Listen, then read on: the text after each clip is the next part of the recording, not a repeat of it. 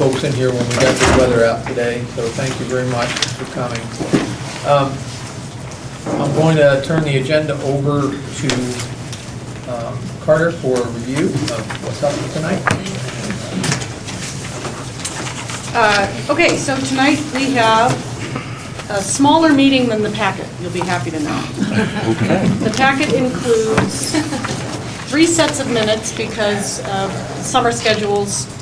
We didn't get them approved in previous meetings, and the Public Safety Forum in June. It includes the survey that was taken of employees, Eugene Police Department employees, as well as a summary of the survey that was taken the preceding year from the community. There was a request from the commission to talk about the survey and see if there was something you wanted to do about it. There is the list of all of the policies and procedures and laws and rules that pertain to folks experiencing homelessness. There may be others, and if there are and they're omitted, it's an accident. The chief's presentation is included in the packet, and there also is the 3 policies for comparison from other jurisdictions about bias-based policing. That will start coming up on the commission agenda in the following months, but you've got copies of policies, so you can start boning up on that information. What is missing in this packet is the videotaping policy that was originally intended to be back before the commission at tonight's meeting, but the city attorney's office didn't get back edits until Friday after the packet had been released, so you don't have it because you wanted their comments. So I didn't have their comments, so you don't have their comments. And we'll put it in on the November meeting. Great. That's it. Thank you. Thank you very much. And I see some new faces in the audience, so if any public members would like to address the commission, if you'll fill out one of the blue slips over there and provide it up here, we're getting ready to go into public comment section, so if you'd like to turn that in and speak, that would be fine. I'll exercise chair privilege for a minute and introduce our newest member to our commission. This is Ed Gehring, everyone. He is a member of the Human Rights Commission and serves as our liaison to the committee. So we are very fortunate to have Ed because he has a storied background in helping police agencies in the Bay Area, down in San Francisco. Seattle, San Francisco, and Oakland. Seattle, San Francisco, Oakland. Mm-hmm. So a lot of what he's done has already been groundbreaking work with a lot of these departments. So we're looking forward to having him on our commission. Thank you. At this point, we'll go ahead into the public comments, and we are going to take the first one we have, and I'll turn it over to our vice chairman. I'm signed up to speak today. I have Jessica C. Screen. If anybody else is interested, please fill out a blue slip and hand it to me. Jessica. Anywhere there's a chair for you there. Hi, I'm just here for Carol Berg-Caldwell because she wasn't able to come to the meeting, at least not the beginning of the meeting.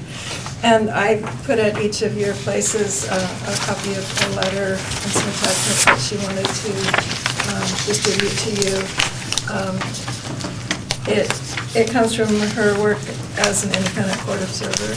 And basically it focuses on her concern about observing Dewey trials where the officer took the person out of the range of the in-car video when it seems that the policy indicates that they should be within range of the in-car video. And she also has written about some higher level concerns that she wonders about and she wanted to bring to your attention. So that's why we both hope that you'll take this home and give it a good read. Thank you. Thank you. That concludes our public forum. I would like to turn the time back over to Paul. So we're into commissioner responses to public comment and to your own comments. So where would we like to start? Who wants to go first? That's Claire. Just happy to be here. Sorry that I missed the meeting last month. It was a two topics that I was especially interested in, the joint meeting of the CRB and the panel, and I did get a chance to review some of the webcast of that meeting, so I got a little caught up, but I didn't watch the whole thing. So I apologize for missing last month. Happy to be here this month. So me, welcome Ed. Edward, thank you for asking. Edward, thank you. Welcome to your first meeting here, and I hope you enjoy your time. Appreciate that. Be it for me. Bye. What he said. Well, again, it's glad to be back among my colleagues and learning new things all day. I'd like to do a little introduction. Dr. Ronald Graham is the Director of Criminal Justice Administration for Northwest Christian University, and he's here to join us. He's sitting in the back. Yeah, so welcome, and I will also want to take a look, after we get a break stuff, introduce him to the Chief. We have a lot of amazing parallels in our lives and stuff. The fact that we've done just about everything together, railroad special agent, police officer, corrections officer, and you name it, we've done it. So looking forward to introducing, and maybe we can extend a tour of the place and stuff. I told how fantastic this place is. I met this great chief. He's a good guy. Oh, okay. Well, that's done. Check the block. Welcome. I'd like to follow up on what Majeska said for Carol. The in-car video system is just absolutely important. I had a trial last week. We had two separate police cars on the scene, and both of them were equipped with an in-car video system, but it was not functioning. Might not have had to go to trial had we had a video of what had happened there. It's such a hit or miss thing if we're going to have a video or not. I'm looking forward to that system getting fixed, getting the new ones in place, whatever's coming up. First of all, I wanted to welcome you and welcome all the other members of this wonderful organization. I met with the Citizens Review Board Tuesday night and wanted to, well, then again, here we come to the in-car videos of making sure that all action that can safely be done is to be done in front of the in-car video. If there's any kind of policy on that, it seems that when there's in-car videos, it answers a lot of questions and adds credibility or takes away credibility. So if they have any kind of policy on that. And also a policy, we had some racism comments made by Officer A, and see what kind of policy you have in checking out new hires to check for racism, and also if there's any kind of awareness classes taught. And I say that because I have taken classes or a class years and years ago and learned a lot. So I don't know what kind of policies they have in that, but I think that would be good to be addressed. Thank you. I would like to humbly ask your apology, Edward. I did introduce you as Ed tonight. I tried so hard not to do that, and still ended up doing it anyway, so my apologies. Thank you. Thank you. I'm looking forward to hearing about how our selection of our new commissioner, that's Caitlin's replacement, is going, and when we might expect an appointment from the city council for that. I did notice that our chances of getting another male on the commissioner are very high, since all three applicants were male. And while I enjoy working with each and every one of you and do not believe that that it really matters whether someone's male or female, since Claire and I are now the only two females, I think it would be great when we have our next term limit out if we can encourage female applicants, because I think our commission should reflect our community, and so I don't think that it does right now, but not as overriding a concern as some other characteristics of our commissioners, but it will be nice to have some females apply. So I would like to say that next time there's an opening, I would encourage all of you to encourage any great females that you know to apply. Thank you. Joe? Yeah, actually, I did encourage a couple people to apply, and they just didn't do it, and both female. But, yeah, welcome. Thank you. That's it. Heather, once again, welcome. I'm looking forward to work with you. In front of you, Commissioners, I am presenting in case you have nothing to do on Friday, there is a forum presented by a non-partisan group called City Club of Eugene, and the topic is when and where is sleep a legal right? I believe that panel is pretty balanced.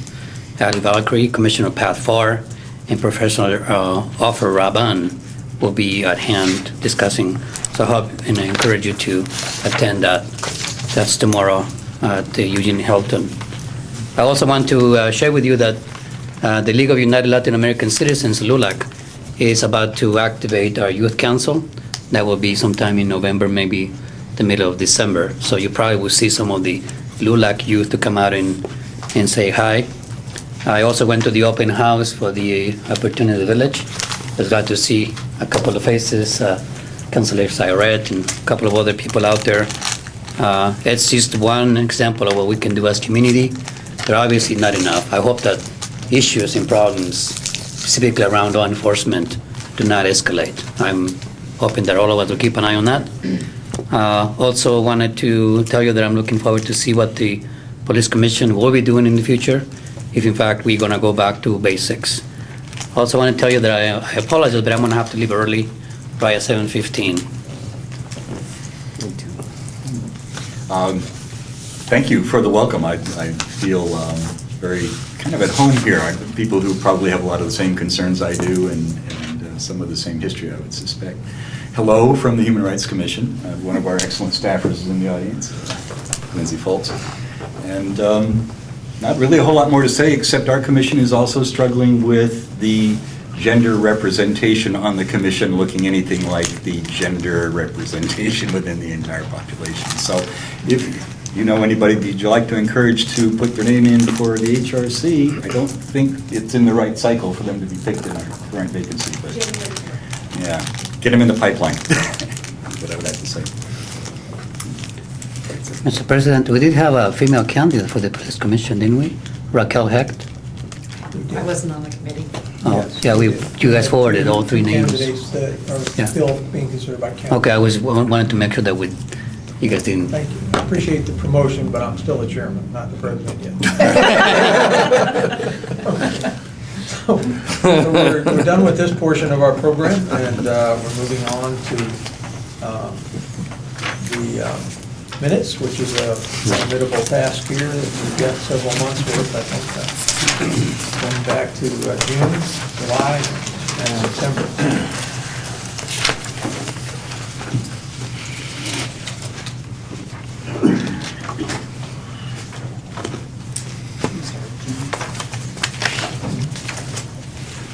Do we have any corrections first? That's the first thing. For what month, June? We'll start with June, yeah, and work our way forward. It's just one page at a time. I was just going to say, did they spell my name wrong? Jim? Yeah. On page 4 of the packet, the very first, the second line, under where it has terms, it has intimated, but I think that's supposed to be intimidated. Sorry, where? The second line on page 4 of the packet, Intimidated. or it's, yes, I think it's, Nice catch. good job. I think, the way I'm reading it. Yeah, no, I Intimated is the correct word, so spell check probably didn't catch it, but. And down toward the bottom, where I wasn't sure, not down toward the bottom, toward the middle, under the how would amplified volunteers help your sector? It actually has St. Vincent de Paul with 5,000 volunteers. I just want to make sure that was accurate. That's a lot of volunteers. Could be right, but that seems like it's a pretty huge number. Is it right? It's probably more like 500. I was thinking 500 might be closer, but I could be wrong there. Does seem like that. But That's a lot of volunteers. Yeah. Largest volunteer group in the county. Yeah. Also, Mike had his name maybe anglicized. It has the E added to it about 3 times. E on Mike, not on Clark. That's all me. Okay. And Mike- Thanks for that. Also Sure. on the page 4, under how would amplified volunteers help your sector, the very last item under St. Vincent de Paul, it's Egan Warming Centers, I think it's EGAN. Oh, It's spelled EGON. Anybody else? Jim? I just had one more on page 8 of the packet. Under Mr. Lorke's comments, under the closing comments.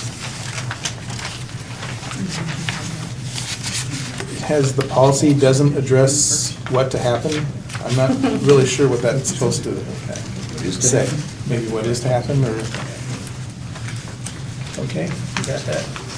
Juan Carlos? is that right, what, Jesse? Is that? Yeah, I don't, I'll include the records. Okay, that was it for me. I'm sorry, Jim, I thought we were done. Looking after me. Good night, Cole. Are you done with it? Yes, I'm sorry. Okay. Juan Carlos? Mr. Chairman, under the July minutes on page number 7, in where it says anonymous survey, it should read, he encouraged the powers to be, replace that with to. That was pretty much it.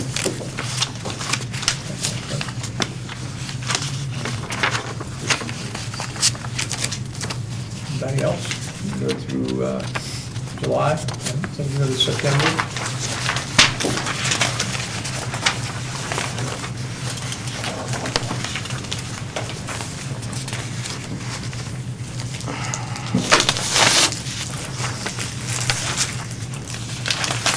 Nothing? Sugar in my bag. Okay. With the corrections having been made, I don't think we need a motion to separately approve each minute. I think we can approve all of them if the corrections are sufficient. Everybody? So moved. Motion for that? I'd like to make a motion. Second?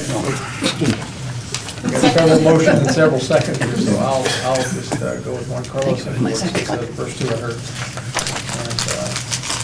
all in favor of approving the minutes as corrected, say aye. Aye. All opposed? Must abstain. Wasn't at the meeting, so I can't really speak to their accuracy. So, we're moving to our APD survey and community survey, which Carter has so graciously provided for everyone to look through prior to our meetings. It's a good thing. We have had time, we've seen it last year before the summer break, and now we've seen it again here.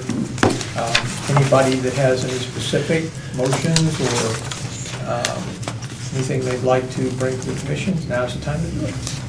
Anybody? Claire? I don't have a particular motion, but I had some comments that maybe might lead someone to make a motion, I don't know.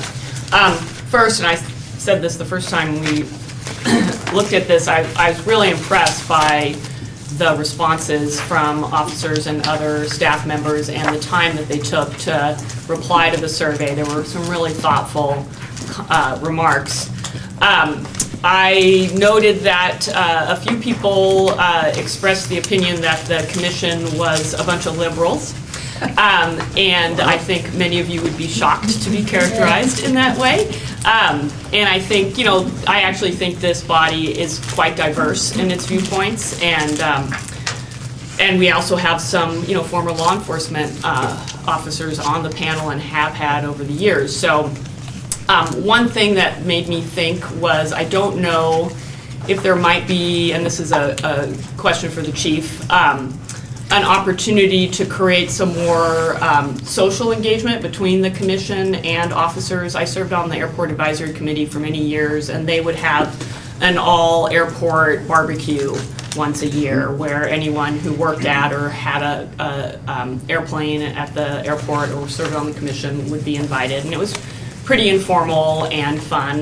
And I know we have a lot of ceremonial opportunities for the commission to show up and show their support, but that might be an idea of a more casual, relaxed way for the commission to interact with staff and officers and learn more about each other, and they could learn more about who serves on this body.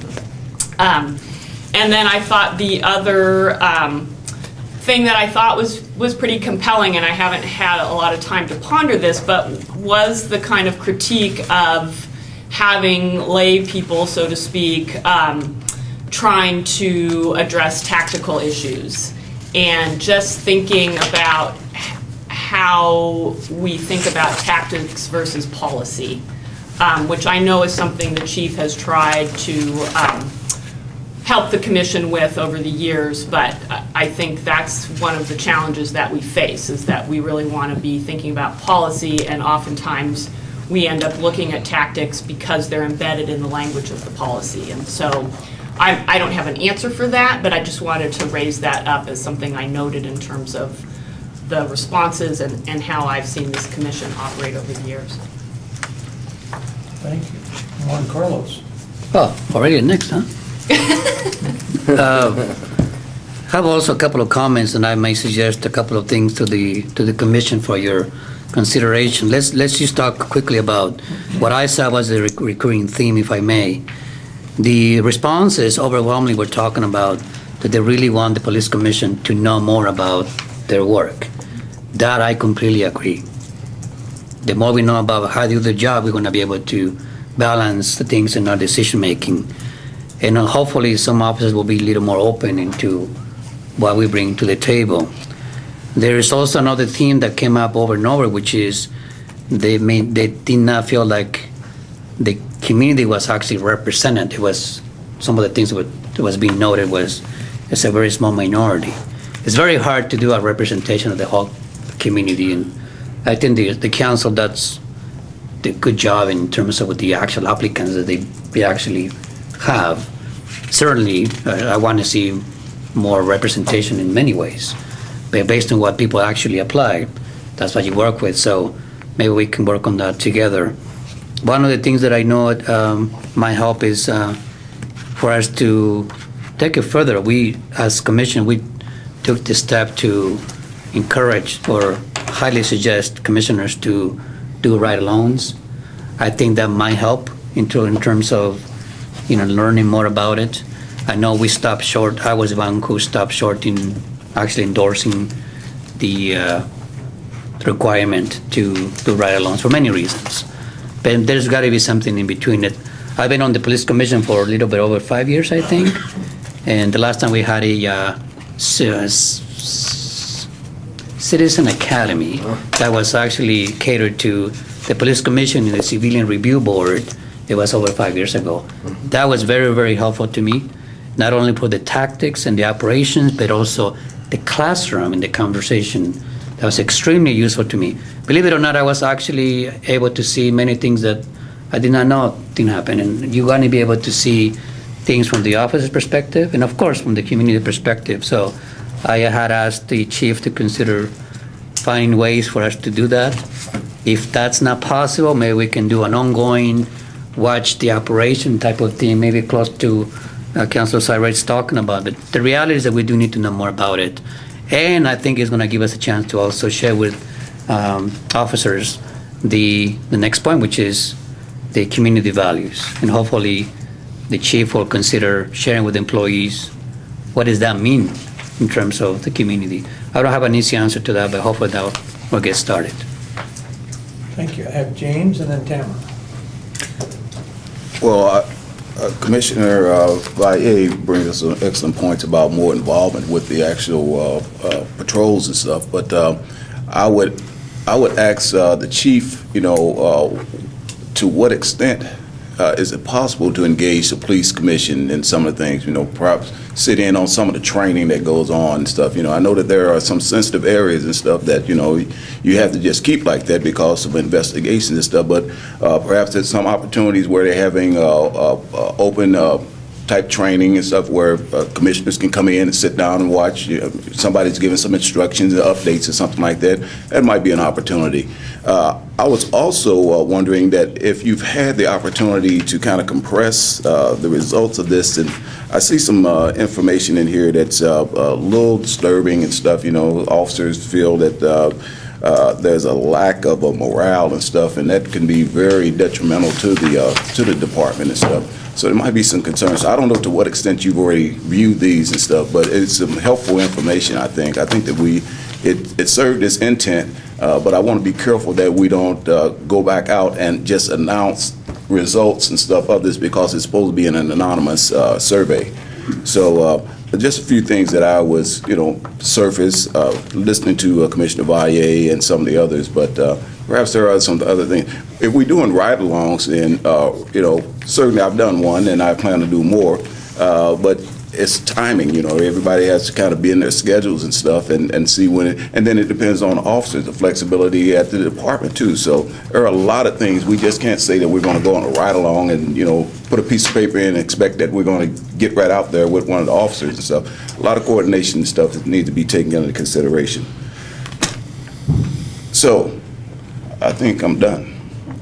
Okay. Under personal privilege, Chief, would you care to respond? Sure. There's an expense that comes along with having a special academy for any organization, and in fact, this year we're not able to have the Citizens Police Academy because of the expenses of installing the new records management system. And over the last 4 years, our budget has become smaller relative to the expense of running the operation, and so we have less flexibility to do extra things. But that doesn't mean that there aren't opportunities like the ones that you mentioned. So we can, if we put our heads together, we could probably find ways to take advantage of things we're already doing and maybe look for places where members of the police commission can sit in and attend and audit some training that we do. Okay, I have Tamara, then Edward. Oh, thank you. I just, we looked at these results before, and, I've looked at them several times now. And the one thing that I think is really positive about this is the question about, do you believe citizen input is beneficial in policy review? And the majority of the survey takers that were in the department answered yes to that question. Some of them qualified that answer, but the majority said yes. And so I think that there is support in amongst at least the people that took the survey for the police commission. I do think ride-alongs would help. I know this sounds like an excuse. I want to go on a ride-along, but all my flat shoes are packed, so they won't let you wear 4-inch heels when you go on a ride-along. So either you have to buy new shoes or go to my pod and find my shoes. So, I know that, I know. You guys know that. I wear high shoes every day to work, so. I need to find flat shoes and then I'll be going on a ride-along. I would like to see everyone at least think about going on a ride-along and thinking about what month they might like to go on a ride-along before the end of the year. Even if we can't do it before the end of the year, maybe saying, maybe I'll do it in February or maybe I'll do it in December. It'd be good to try to at least pin down a month and get your application turned in so you'll be ready. Because we talk a lot about it, but I haven't heard very many commissioners come back and say they went on a ride-along. So I think that it's time to put our money where our mouth is, or our shoes where our mouth is. Thanks. Thank you. Okay, I have Edward, George, and Joe. That's where your mouth is. Yeah, Something like that. Any police department is the full spectrum of the population. You get every kind of opinion, and you have people who come to it for many different reasons, and you have the full range of understanding of what goes on in the community. So when I see a lot of unclarity in some of these responses as to the role of the Civilian Review Board versus the Police Commission, and that now we have a Civilian Review Board, we can do away with the Police Commission because it's redundant. So I can see there's a need for some education of the force itself as to what these two bodies do, because there's some unclarity there. And it seems to me that if you don't understand something, it's easier to be scared about it or distrust it. mini academy. When I heard you saying there's no money, I thought, how far down can you squeeze the thing budget-wise until it's not an academy anymore? And I don't know the answer to that, but I just tossed that note out. Is there an academy light that we could consider at some point? I was really encouraged by the responses of the older officers regarding civilian oversight, because I've certainly seen departments where the old guard didn't want civilians on their side of the counter at all, and the younger officers were generally more open to some integration. And here I see it sort of spread around in different ages, so I found that very encouraging, actually. I noticed at least one person saying the police commission could help us understand what it does by sharing its work with us. And I thought, does the union not get, or does nobody below the command staff get, say, minutes of these meetings? I have no idea, but that would seem like an obvious step for transparency. And the only other thing that comes to mind was looking at some of the sort of mistrust and ignorance just of how things work, what this body does, and so on.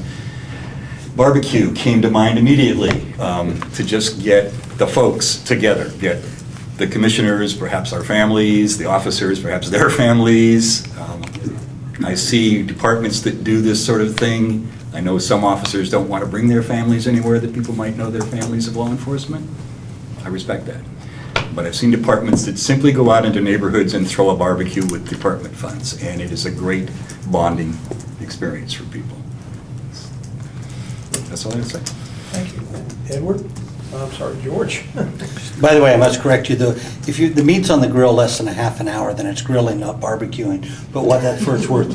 Part of my family has been to Amazon Park. I call part of my family, my grill has been to that twice. So there, I don't know, I know Doug Mozan is real big into putting that on as borrowed by grill a couple times, and that could be next year a possibility, but I don't know much about it as a possibility.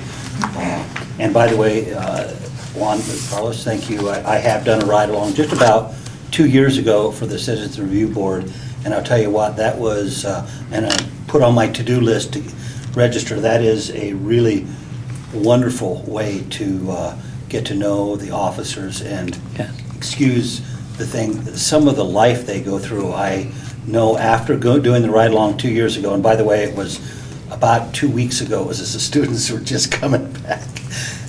It was the patience of Bo, the guy I went with, was just incredible, and it was such an eye-opener.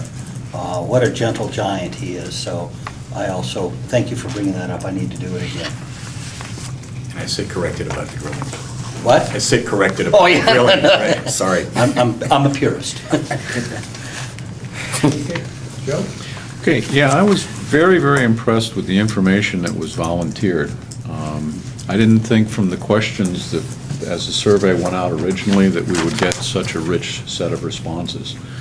One thing that did strike me the first time that I read it through back in May or June was the both direct and indirect, this concept of good guys and bad guys, which seems to be present in there. And you know, it's kind of I think a paradigm that needs to be looked at a little bit. Thank you, Claire. Just a quick request, maybe Carter, is the application to request a ride-along, is that available electronically? It is, and I can send it out tomorrow in my weekly email. That would be great, thanks. Thank you. James, did you have your hand up? Or? That's okay, I'll pull it back. Okay. Thank you. So I had myself in the queue here, so what I take away from the public survey was, and I see, you know, that we had a good cross-section. I was very skeptical of the program because it's very subjective to ask people to quantify how they trust the police. But I'm pleased to see that 63% of the people overall, you know, believe the police are doing a good or excellent job. And, you know, up to 80%. And certainly the majority of people in Eugene believe the police can be trusted. So I think it shows that they're doing something right. On the other side of the equation was the police survey. Now, when you do something and you make it voluntary, you know, you've got people who don't have to do it, you're gonna get people that are just gonna not bother. Now, there's a reason why. Either they don't feel their voice will be heard, so it doesn't matter, or they may say, you know, I just don't want to participate because I don't think it's going to, you know, change anything. I hope that the people who felt that way would take a second chance to give us a chance to show them that we are serving the community's interests the way we're supposed to, the way we were set up to do it. And I think, in my experience, the time I've been here, I think we're doing that. So I think maybe somewhere down the line, and I'm not saying right away, but somewhere down the line, maybe we could try this again in a different way, a different method of delivery to get this information back to us and get some good feedback. On the other hand, the people that wrote through it, people that care the most, or they wouldn't have filled out the survey. So I think we got a true representation of what the officers feel, and I thank those that participated in it. Tamara? So I suppose the question is, what if anything are we going to do with these surveys, or how would we use them in our future work? Correct. Anybody that cares to make a motion in that regard, or? James? Tim, can you repeat that again, please? Oh, I said, I suppose our next step is to figure out what we want to do with this information from both of these surveys next, or if we want, how we might want to use them in the future. I think that it's probably, you know, with more involvement and interaction between the police commission and the actual officers and stuff, if we can do a follow-up survey a year, maybe 2 years from now, and see if any of these responses, or if it changed, if the goalposts have moved a little bit, or if there's no change at all. So you want to make that a motion? I'll make that a motion. Okay.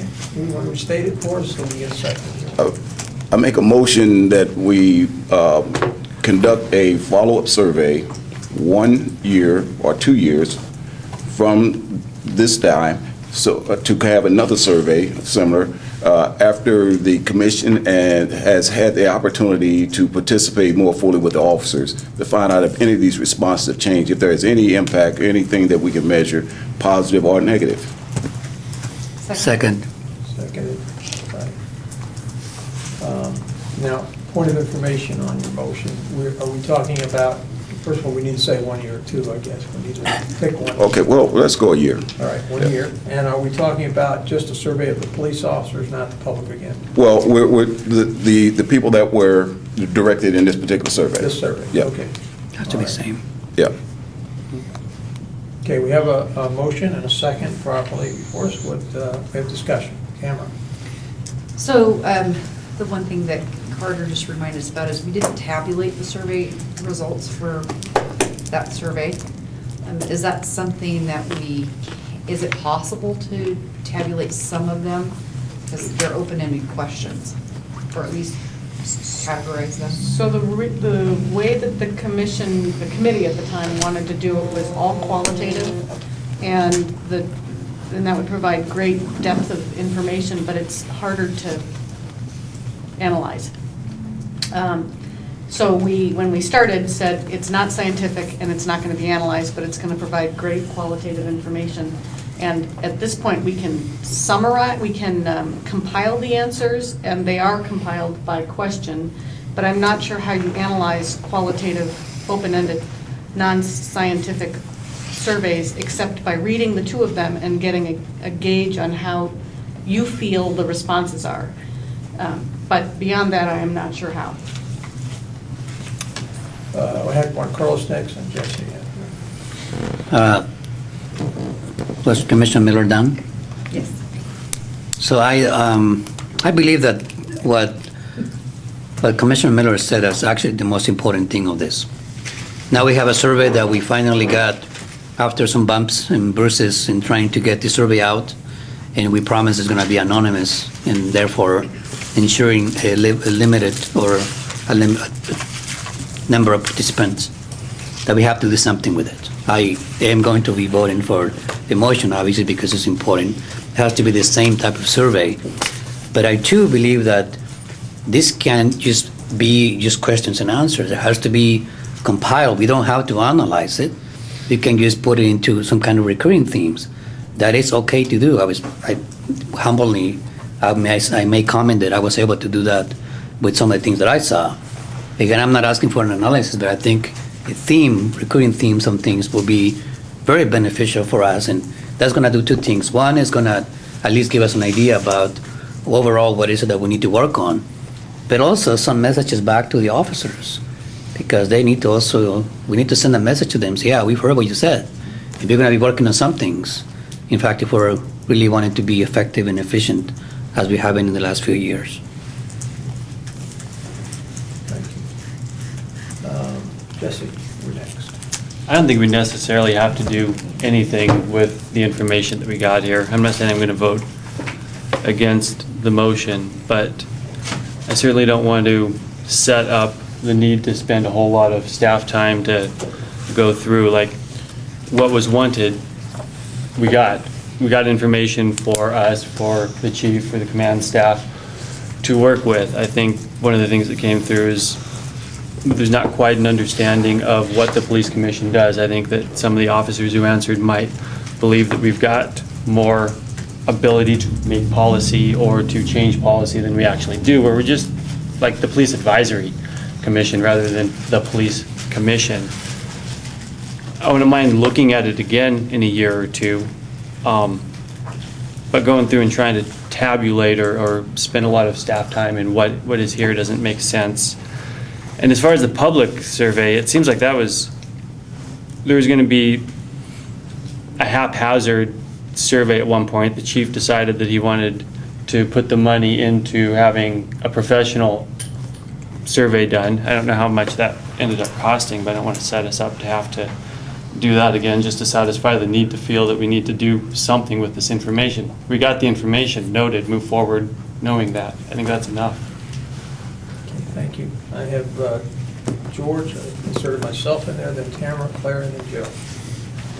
One of the things that bothers me about doing a survey is you do a survey and get their feelings and their input, and what are we going to do as a police commission to get back in there and address some of their concerns?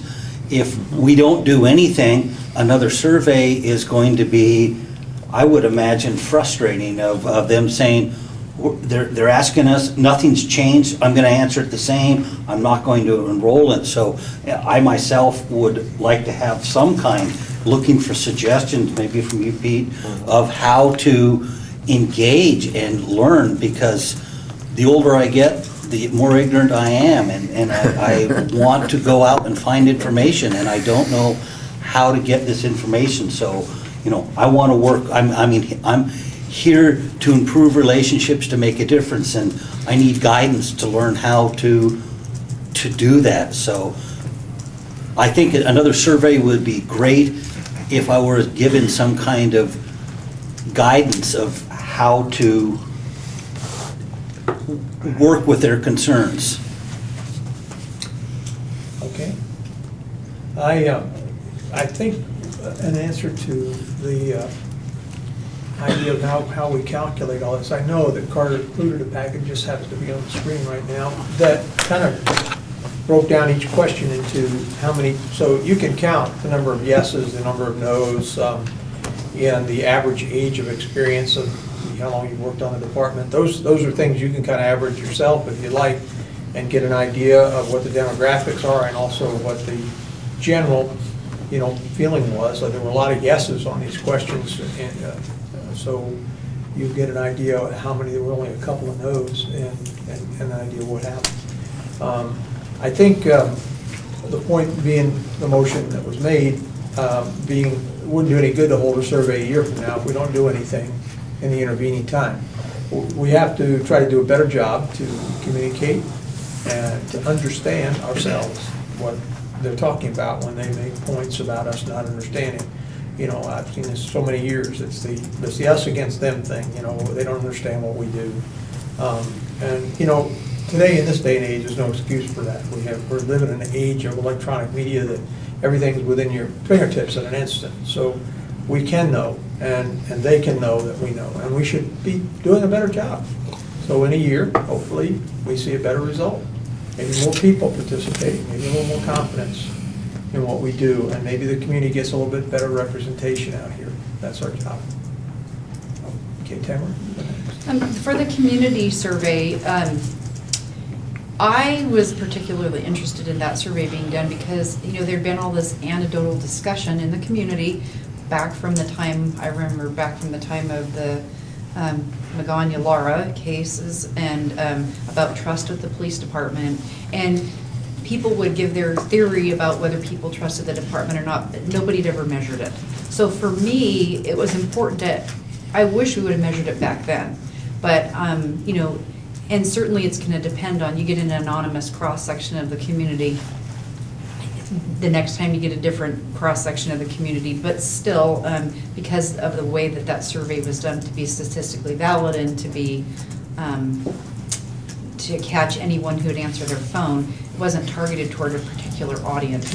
And I think that survey then has value to our community as a whole into the future. Now there's been a baseline survey about, do you trust the police? And as community events unfold in the future, I think that it doesn't have to be the police commission that necessarily funds, or the police department that funds, or the police commission that does the next survey. Hopefully sometime in the future when community events dictated, or there's a reason for folks to measure that again, that our survey serves as a baseline and that the future survey can be compared against it. So I think it was important for our community to conduct that survey. I don't think there's anything to do with that survey at this time. That is part of the history of the department now. So I think that it will have more value in the future. Thanks. Okay, I'm Claire, then Joe, then James. So on the question of doing this same survey for EPD staff, I think, I agree with the idea that we should make some effort to respond to what we learned from the survey, but I also think having this conversation and having commissioners read the survey and consider it is doing something. I do think if it didn't take an undue amount of staff time, that adding some pieces to the survey that could be tabulated would be possible. I think the basic survey is very good, but there could be maybe 3 or 4 other questions that can result in a pie chart kind of result without adding a whole bunch of layers to it. So that would be my recommendation. I'm assuming that if we come back around to this in a year, this commission would have some input into looking at the survey before it's sent out again. So we could take that up at that time. And I think that was it. Joe? I would like to see us give some kind of response to the police force in general. In other words, to maybe find a smaller group out of this group, 3 or 4 people, tabulate this in more detail, determine, by reading through the comments,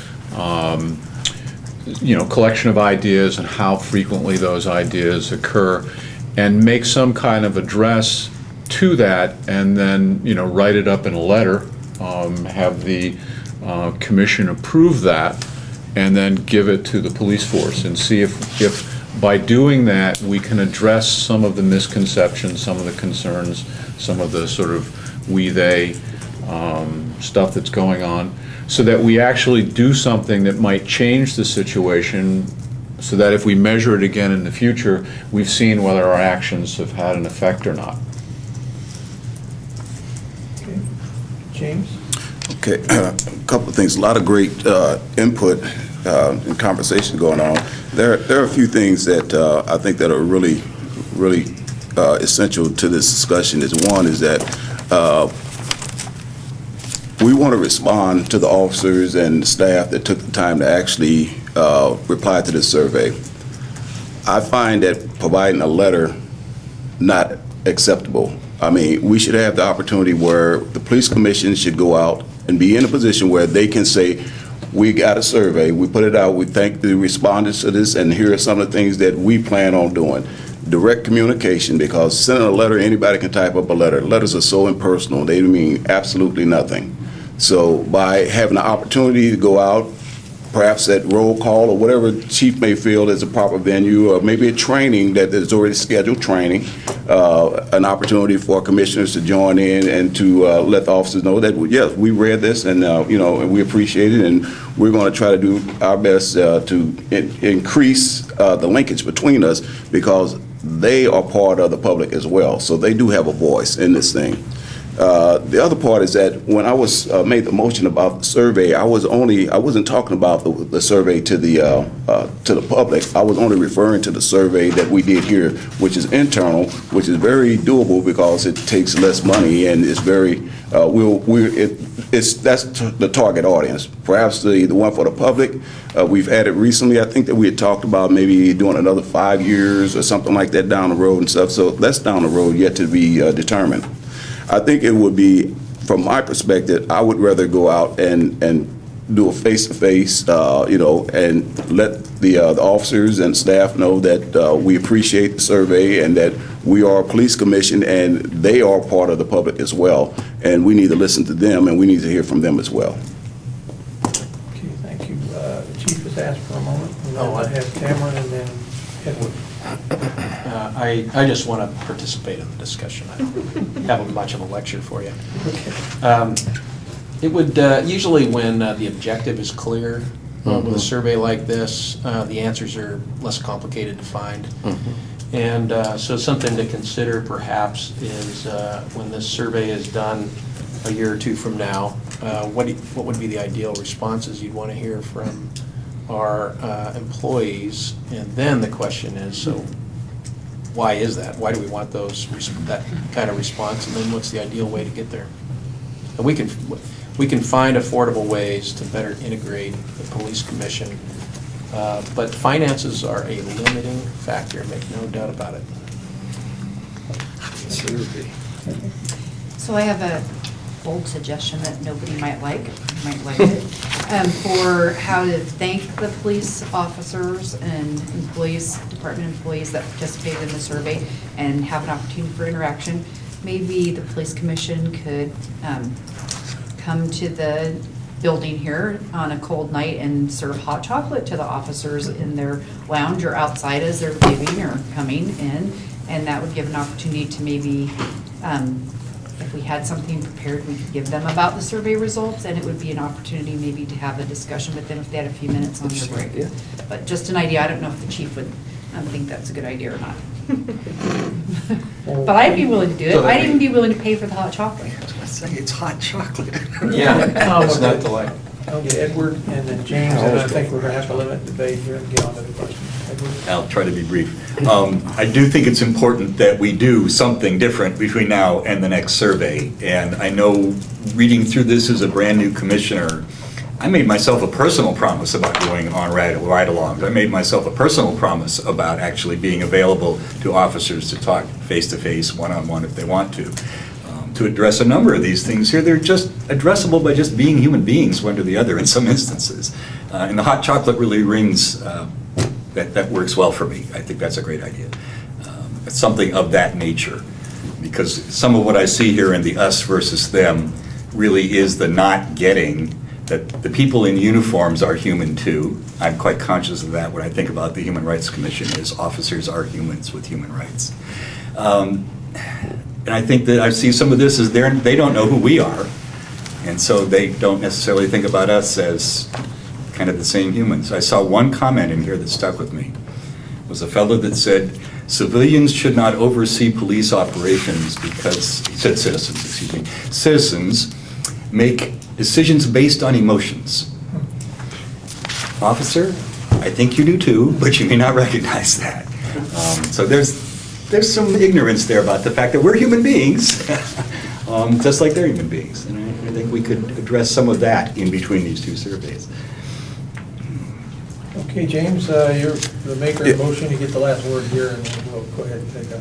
Yeah, well, A while back, last month, there was a function with the park where it was, I think Captain Durr was involved with this. We did a cookout for all the first responders and stuff, and I ran the cotton candy machine and stuff, so I had got a big group of kids that are now my fans for life. They enjoyed the cotton candy, but for all of the first responders, the grill of food for their families and stuff, and they enjoyed the day at the park and stuff. So that has happened before, and several officers on duty stopped by, got something to eat and stuff. So it was, most of the fire department had fire trucks all out there and everything else. So it was a very nice affair. So police commission is getting around, where one of us go, we represent the whole body and stuff. So we have been around. We're ready for the question. I think everybody understand the motion? Could we get a summary? All right, yeah, you want to summarize, Carter? Sure. Conduct a second survey of employees in 1 year to assess if things have changed. Okay, all in favor of the motion, say aye. Aye. All opposed? Aye. The motion carries. Rebel. Out an E on the end. Triple E. Mike? Okay. On mic, not on clock. Well, we've reached our break time. Everybody be back at 6:40, and we'll finish the second half of lunch. Just getting started. And I'd like to remind everybody to take this still on, so. Hit the back room here, there's all the Halloween candy. I did candy already, I've had 2 cups of coffee, and I'm still dry. Fresh air. Hot chocolate. That's what you need. My concern is the time we have on shifts. Some of us will take some. What I was crazy about. I mean, you went. Just remembering, the Boston Fire Department used to have a civilian rig that show up with fires, painted just like a fire truck. It was just a roaring coffee.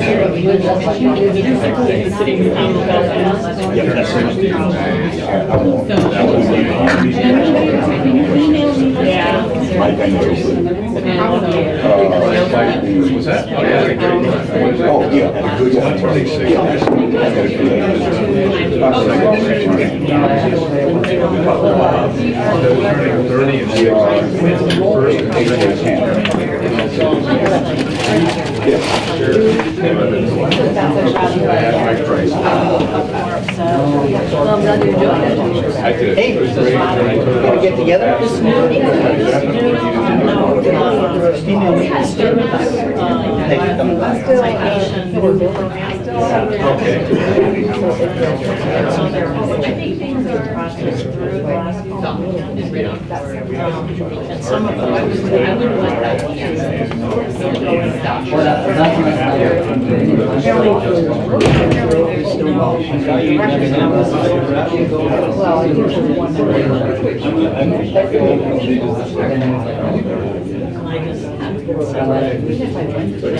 Yeah, when I need They probably, they have some kind of document that's like, great, they have, they have, like, and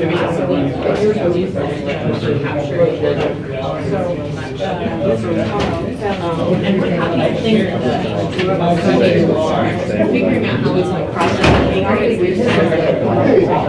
Welcome to our group. Yes. Better. I'll see what I can do. So, in my school, there's a people that I really like, we have a lot of answers. For some of them,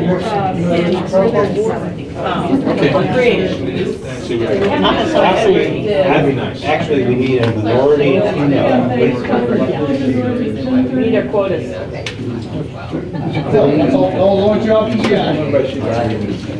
No, I really do a great job. I asked about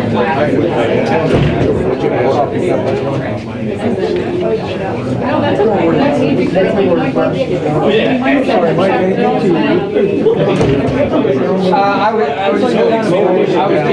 I was going to explain my no, but Expression that we now have. Well, It's not a thinking technique, it's a social. yeah, come on over for a grill. That doesn't sound right, does it? Unless you're in the bleed. Not over for a grill, you know? And I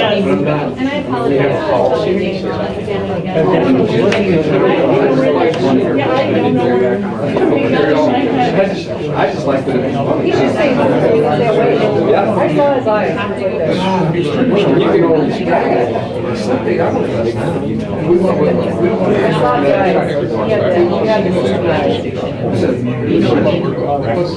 We promised that we was going to get to that drawing.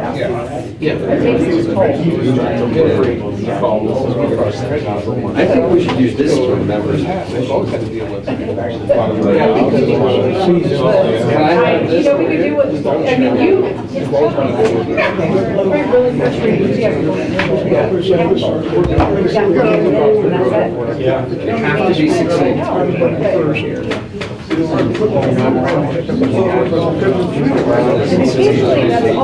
And I do it too. I've done it too. I'm just as guilty of taking my 3 minutes. Try. Too bad. Yeah, we're busy.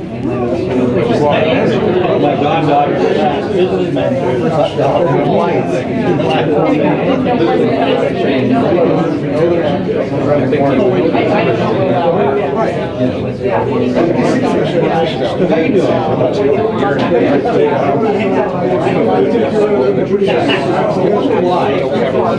don't know. I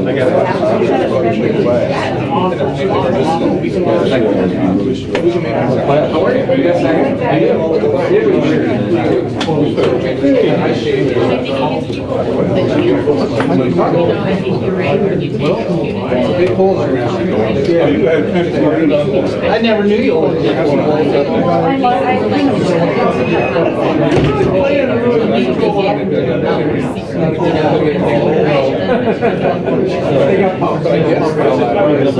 So where do you live?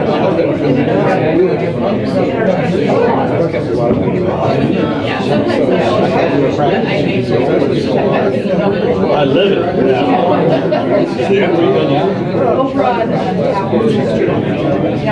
That's one reason why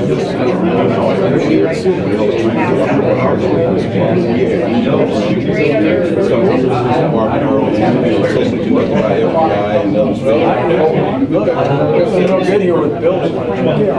Buildings are going up.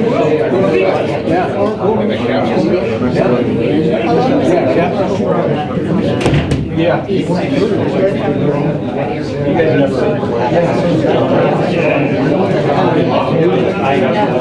Taking the house I live in now.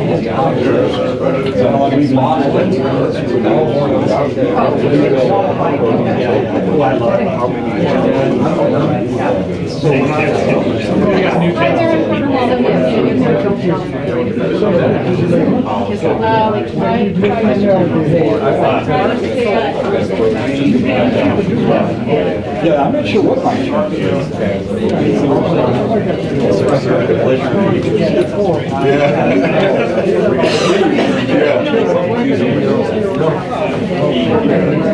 Oh, yeah. I'm sure it'll all be right over the course of time. You haven't even looked at the record to see how long previous meetings have been. I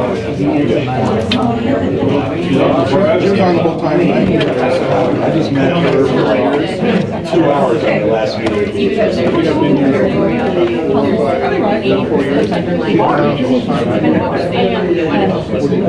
She got off as a turn right. So how are you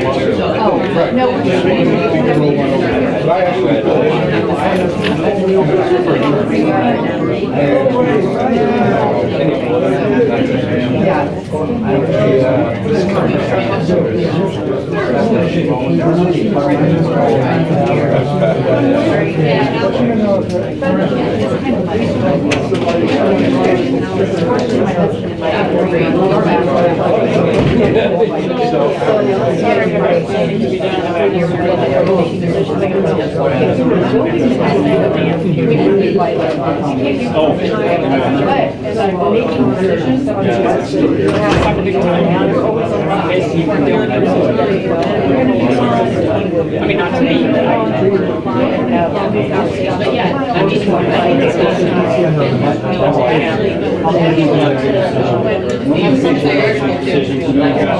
like your article, but I don't agree with your position.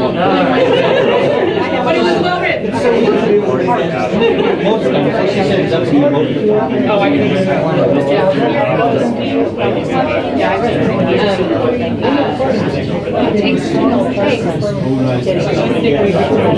I'm an Angela. That's a good thing. I'll ask you what I bet.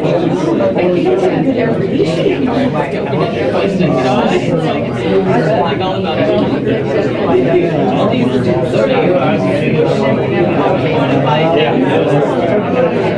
I started out as a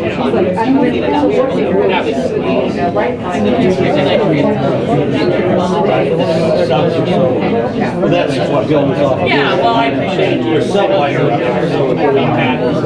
and as his colleague. Well, and like, not only, you're not even supposed to combat needs that we can say, and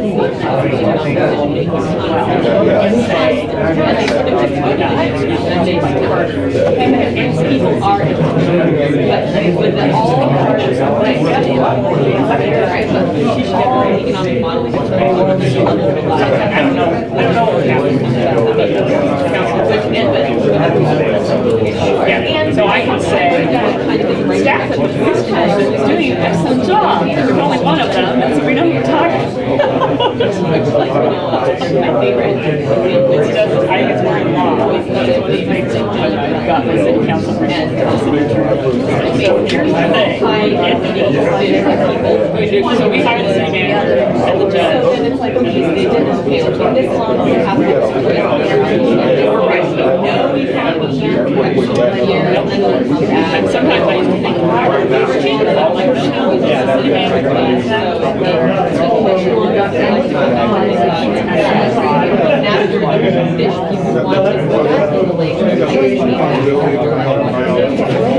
Possible liability. No, I think it's employee rights. I think it's for employee rights, that we're not, as elected officials, allowed to play favorites or preference one city employee over another. Maybe there's bribery in the past.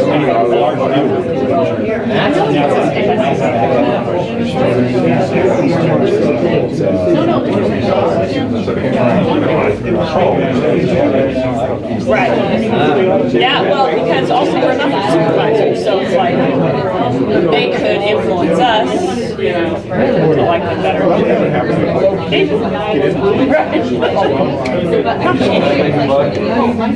didn't come over here to the agenda. Of course you did.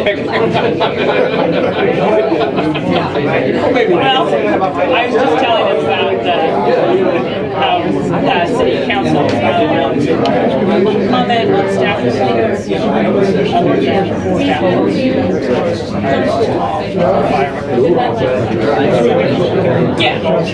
So even you. So you think about this? Yeah, well, see, it'd be inappropriate. Plus, you can't, it's hard to have 8 bosses, right? So anyway, you know. I can. Well, So John has 8 bosses, plus the mayor. And Mark has 8. So, the chief has 1. I think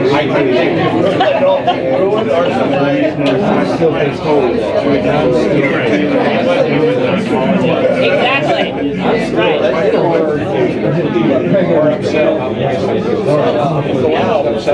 In totally different ways. Yeah, exactly. Yeah, it's not a good way to run a city. And you know, I think for us, you know, I think there are cities where the mayor has a lot of responsibility. But the chief has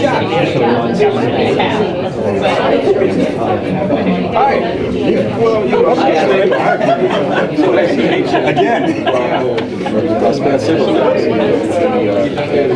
Oh, Lord, let's see. Worked at City Center for many years.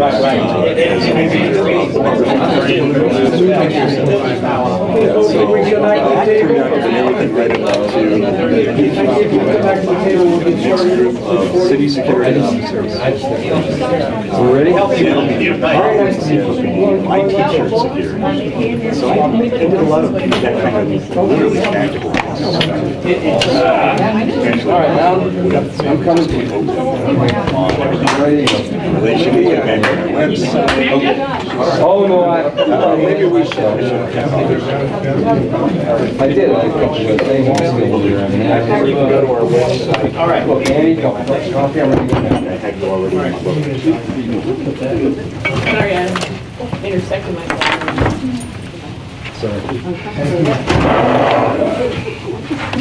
Thank you, everyone.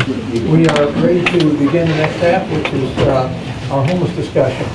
At this stage, we have all had time to look back in and see the ordinances, policies, and procedures. I know that it's going to be difficult to limit this down to just 1 or 2 points, but what I would like us to do is focus on recommendations that are specific, that we can take to either police or to council or whoever we need to about how you want to see this picture change. We've heard a lot of talk from people in the community, both at our meeting, before our meetings for months, and also at our panel last month. And we kind of know where all the stakeholders are and all the people that are involved in this process are. So now it's up to us to make those recommendations. And I'll be open to discussion and motions. Thank you. Oh, yeah, I'm sorry. Lieutenant Clinko is here to represent the officers. He is in the downtown precinct. Yes, thank you for inviting me tonight. In my current role, I supervise the downtown team, which of course has been the preeminent team involved with the sleep movement that's going on currently. I'm also, for the last year, been the liaison between Occupy Eugene and Sleeps. I also have been a liaison to OBE out in Garfield and that project. So pretty well versed on what's going on currently and some of the arguments that Sleeps would make and some of the challenges we face. He's here to answer questions. If you have questions, now is the time to ask him, and also to represent the position here. Okay, James, you're first, and then Evan. Well, here, I understand the perspective of the unhoused out there in the area and stuff, but what type of feedback, reactionary feedback, are you getting from the officers? Many times we focus on the unhoused, and we don't quite understand the mindset of the officers going out there. Their interaction. What are they doing? What do they see from enforcing certain ordinance or certain codes? If they have an opinion about changing a code or something like that, can you? Sure, I can comment on that. I certainly don't want to try and, well, first of all, I think the comment was made earlier, officers are people, so you're going to see a broad perspective of thought on this particular issue by many different officers. The officers that I supervise downtown, we've had a couple of opportunities to do what we term listening sessions. It's nothing more than sitting down in a room and talking about perspectives. And with many of these activists, and many of these Sleeps members, some of them themselves unhoused, some of them just advocates for the unhoused, So they have a really good perspective, I think, on what the problem is, and I'm sorry to tell you they don't have the solution either. You will see some officers who feel, wish we took a harder line stance. You'll see some officers who kind of turn the other way because they feel compassion for these people who literally have no houses. You see some officers who, much like you saw in this survey, who have the perspective, hey, these people should be getting a job. You have other officers who see that some of these people are trying desperately. They suffer from mental illness, they suffer from substance abuse, they suffer from other forms of disabilities. And we know, the one thing we do know, that criminal justice is not the most effective way to deal with this problem, but invariably it falls to the police. And then there's frustration because, for instance, with the current states movement, we can understand at least partially some of their objectives, but we also recognize that it's an ineffective and not cost-effective way to deal with it because we are essentially chasing them from location to location, enforcing a camping ordinance that really has very little teeth to it, while trying to maintain a relationship and an interaction with them that, here recently in one instance turned violent when one of my officers got kicked by one of these people in the face. So it's kind of all over the board in terms of what officers are feeling. But I think the bottom line is they're feeling frustrated that we don't seem to be making a lot of progress. It's really slow moving. Is there a particular code or something that officers say would be either one way or another that during the enforcement process? I understand that, it's an array of feelings and stuff, I understand that, but not any particular code or any particular policy, anything like that. No, I think people, they do what they're told to do by their supervisors. Some officers would rather not deal with it. They would rather go look for car thieves or burglars or whatever the circumstance is. There's not necessarily particularly any kind of code or anything. It's just it's an unfortunate. The system is not working well right now, and again, law enforcement is not necessarily the best way to deal with it, but it's a task that's fallen out of our hands at this point. Thank you. Thank you. And I have Edward and then Joe. It's probably a good time to do my liaison job. I want you to know that the HRC commissioners, not all of them, but some of them, are tossing around the notion of drafting a homeless bill of rights. And when that was brought up to me by a couple of commissioners, I said, I think you ought to look at models of bills of rights and responsibilities, because I think that's going to go down a lot better. I personally prefer that kind of a balance. I looked up some models of bills of rights and responsibilities in other parts of the country and from the UN and gave them to those commissioners. But I have also said to them, you should look at what the police commission is doing right now with homelessness, and don't be over here working on some bill of rights in a vacuum. So here I am telling you, there are commissioners wanting to work in that direction. And I said, you really need to integrate this with what the police commission's doing, or you're going to end up with the police commission making a policy that doesn't include anything of your bill of rights. And then there's going to be a collision somewhere down the road when those two desires come together. So I will keep you posted on what comes out of the next HRC meeting next week on that topic. Just wanted you to know that's out there. Thank you. Bill and Claire. Yeah, I'm really glad that Lieutenant Klinko is part of this discussion. I really felt that he was sort of a ray of light down on public safety discussion.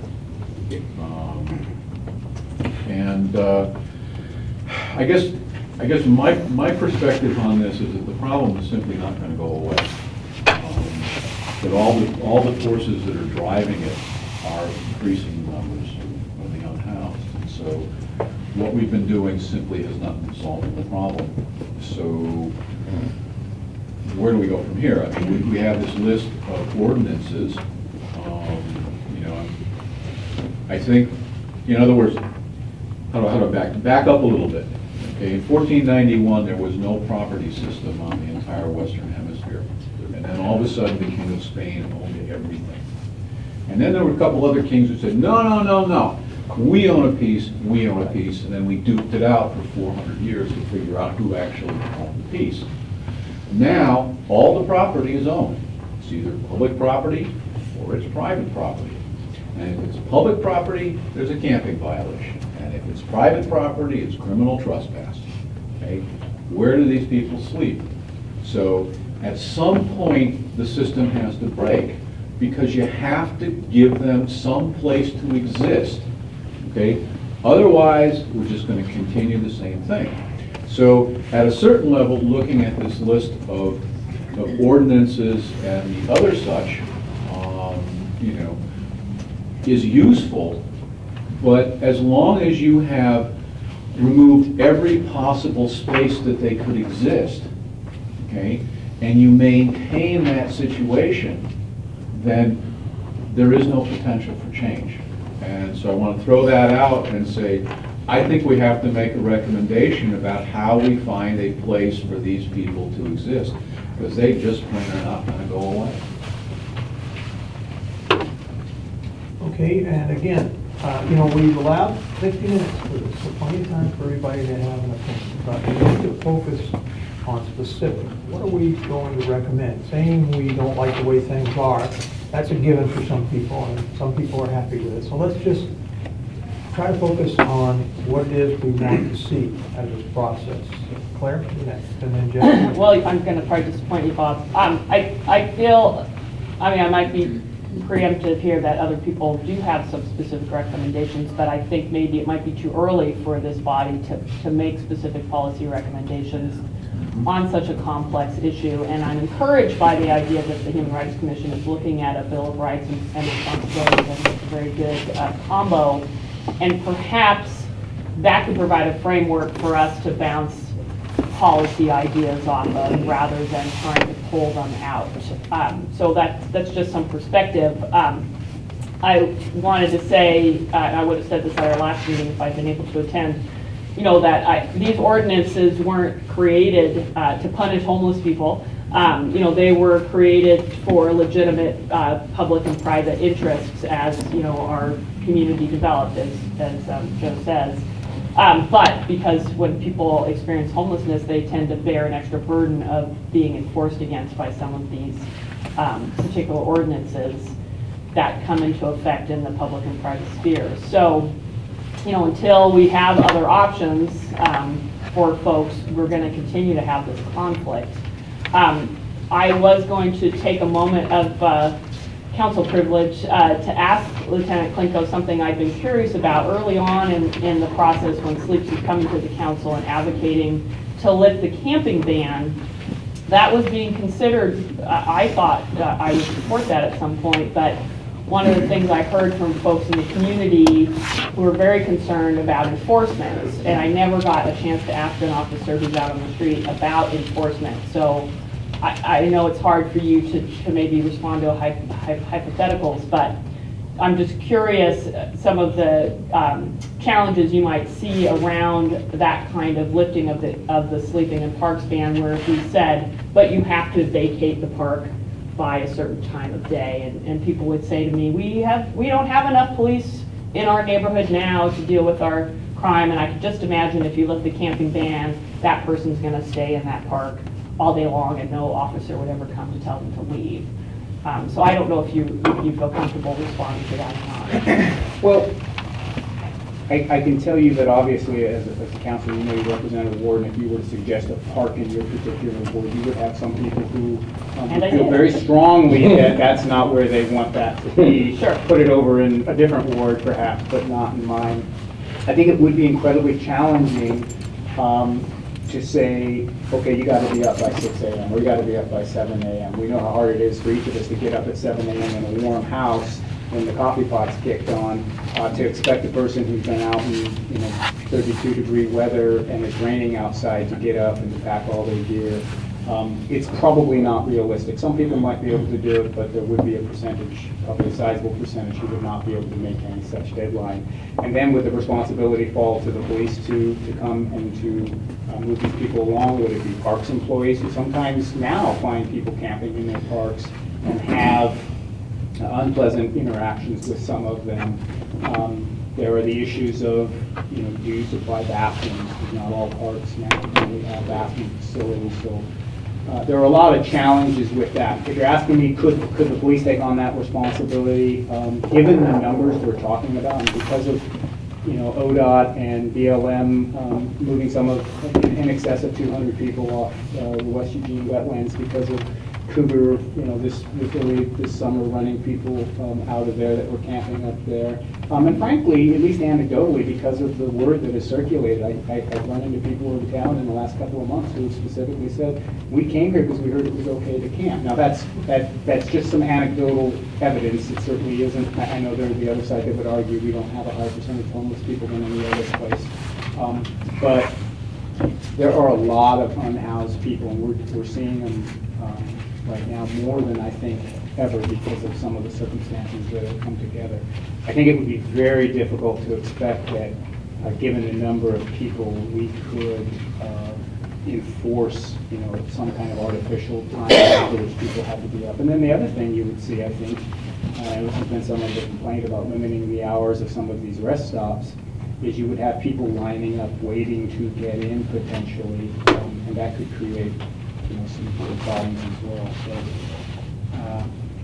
I think there would be a lot of challenges to doing something like that. Thanks. I appreciate your answer. Thank you. And Jesse, and then one Carlos, and then Chief Tamara. I think we've got a great opportunity right now to address something that is a major issue. It seems like things are coming to a head, and I agree with Claire that we aren't necessarily at the point where decisions have to be made. I know it gets frustrating to talk a lot, but I think we're getting somewhere. Ultimately, what needs to happen is that we need to figure out where these people can sleep. That's just kind of been the obvious thing. Hopefully the council, I think it's our position to do it, is able to dedicate a few spots for these small, like 15-person, 30-person opportunity village kind of models as they start to develop how it can work. For our part, since Chair does want to move forward on making motions tonight, one thing that we've heard a lot about is the criminal trespass policy and citations being given with no warning. So I'm going to make a motion that we ask the department to develop or alter the criminal trespass policy to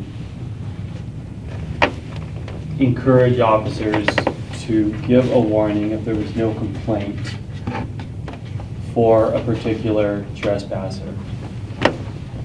Second. I'd like to make part. Oh, sorry. I thought you were done. Part B of the motion would be the same thing for prohibited camping, that there be a warning before a citation is issued. I think that this would, first off, every time a citation is issued, it costs quite a bit of money. I have no idea how much, but a lot of people are going to put their hands on that citation. It's going to save money. And it gets the job done. An officer coming and saying, move along, has the same effect as giving a citation. Okay. So you seconded before I was done. That's right. Are you still seconding? My second still stands. Okay. We have a motion and a second, and now we'll have discussion about the motion. So on this motion only, and I'm going to strike the queue because unless you want to speak, motion, I guess I'll leave you in the queue if you want to speak to the motion. All right, you were at the end, but Juan Carlos, you were next. You were next in the queue. Thank you. Speaking to the motion. Mr. Chairman, I think the motion is actually timely. I think that also is gonna, hopefully we can get the chief in to help us out what kind of burden it's gonna create for the police department. Certainly what I'd like to see is a policy that is more uniform and is equally applied. In fact, I remember when we were doing the work of the policy screening review committee, we were talking about that sometimes it felt like some people were getting warnings and some people were not getting warnings. I too care about how much resources are going in. Ultimately, I think the police department can use those opportunities for a lot of good PR. They will have to have some kind of a data system in which they can say, well, we did warn this person, or the second time or third time. I don't know what that's gonna take, but ultimately, as you know, I don't really focus too much on who's gonna do it and how to do it, but let's get it done. And in that regard, in terms of being uniform, I think it'll be a good idea for us to get behind it. Hopefully, it's not gonna create too much of a burden for the police department. But again, I want to emphasize that uniformity is what I'm looking for. Okay, I do have the chief next. You wanted to weigh in on the overall topic. I'm not sure. Yes, I'll speak on the topic, but I'm happy to answer questions about the effect of a policy like this. Do you want to take that position?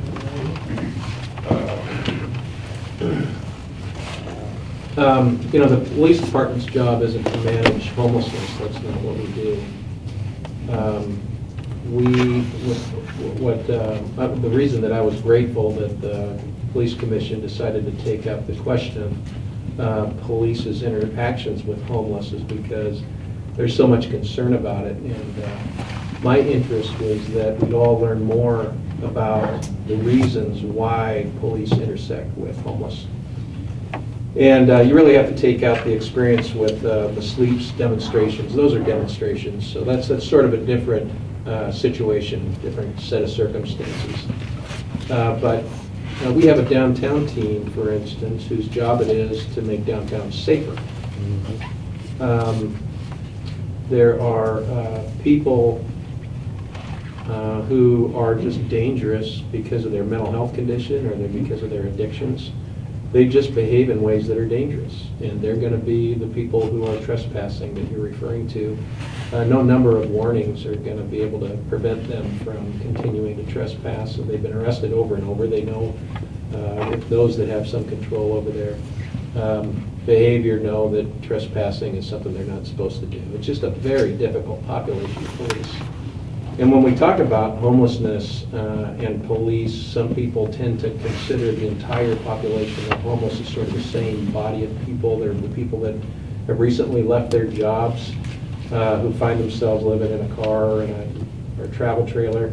And there are people who are suffer from extreme mental health conditions and are probably not going to live in a house or hold a job without significant care and treatment that we as a community are incapable of providing right now.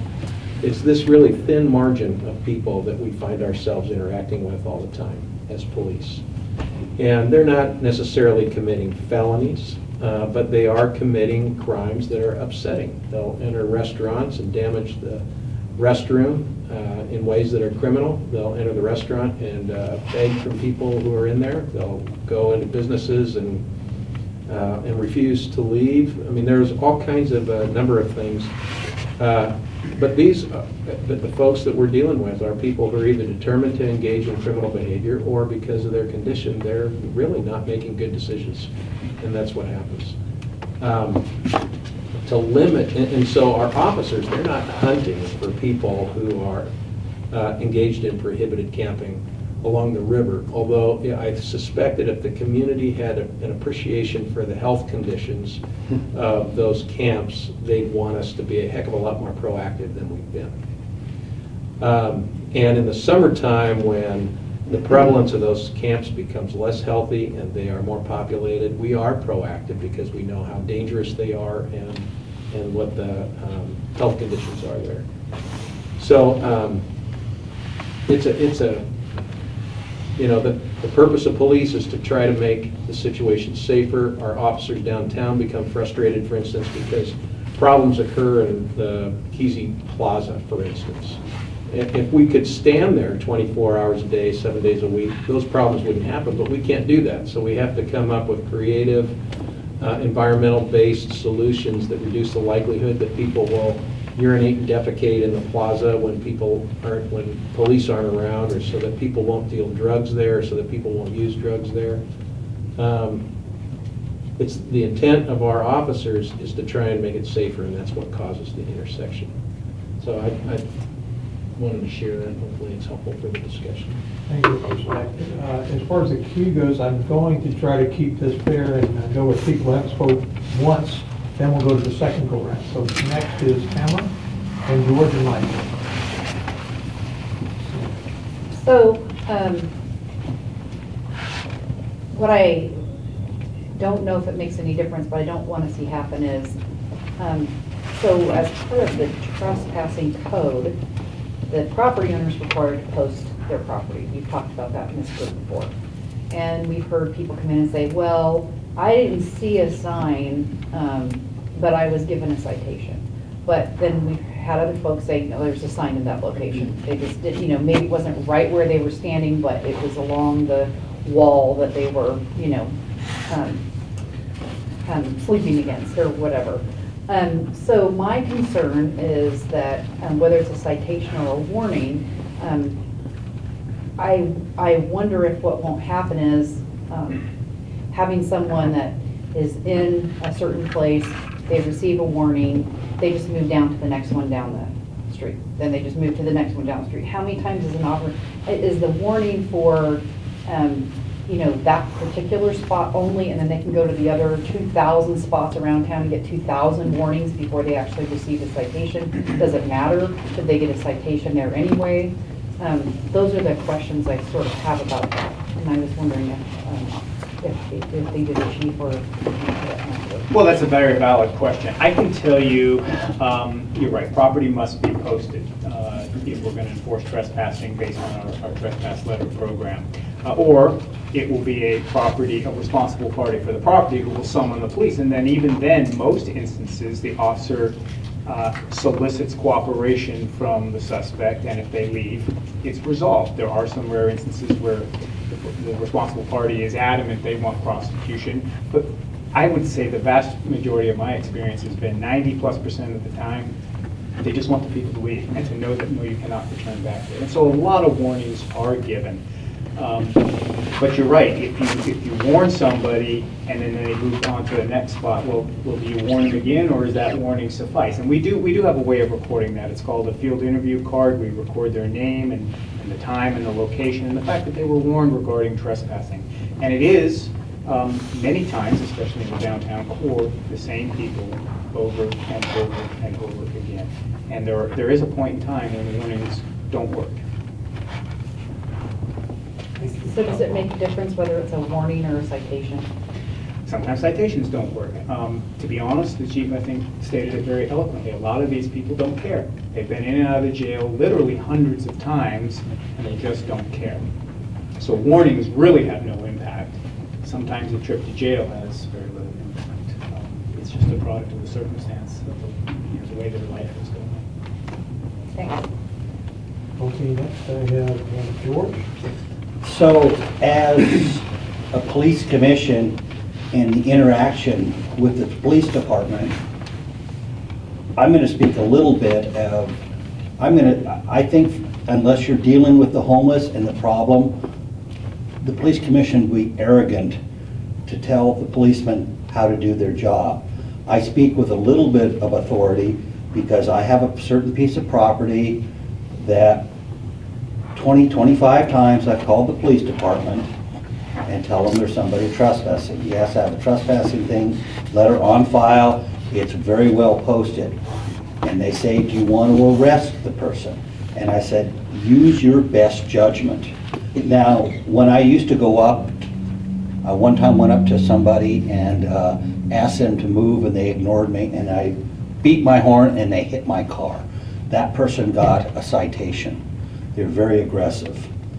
But no other time ever have they got a citation, and thanks to the great program the police department have, I get an email the next day stating that. So for us, if we're not officers, we're not out there to take control of how they do their job when, as I said, through firsthand experience, I think they're doing an incredible good job at 1488 West 7th, the lampshade shop. To take the power away from them, I don't think would be a good move. I think they make good judgments. They're trained. I think they're compassionate, as you said. Some of them maybe are not. But to tie their hands and say, you must give a warning the first time when this person, one thing I've learned about being on the CRB is very often, and police are human, that when you're polite to them and move along, they're nice back.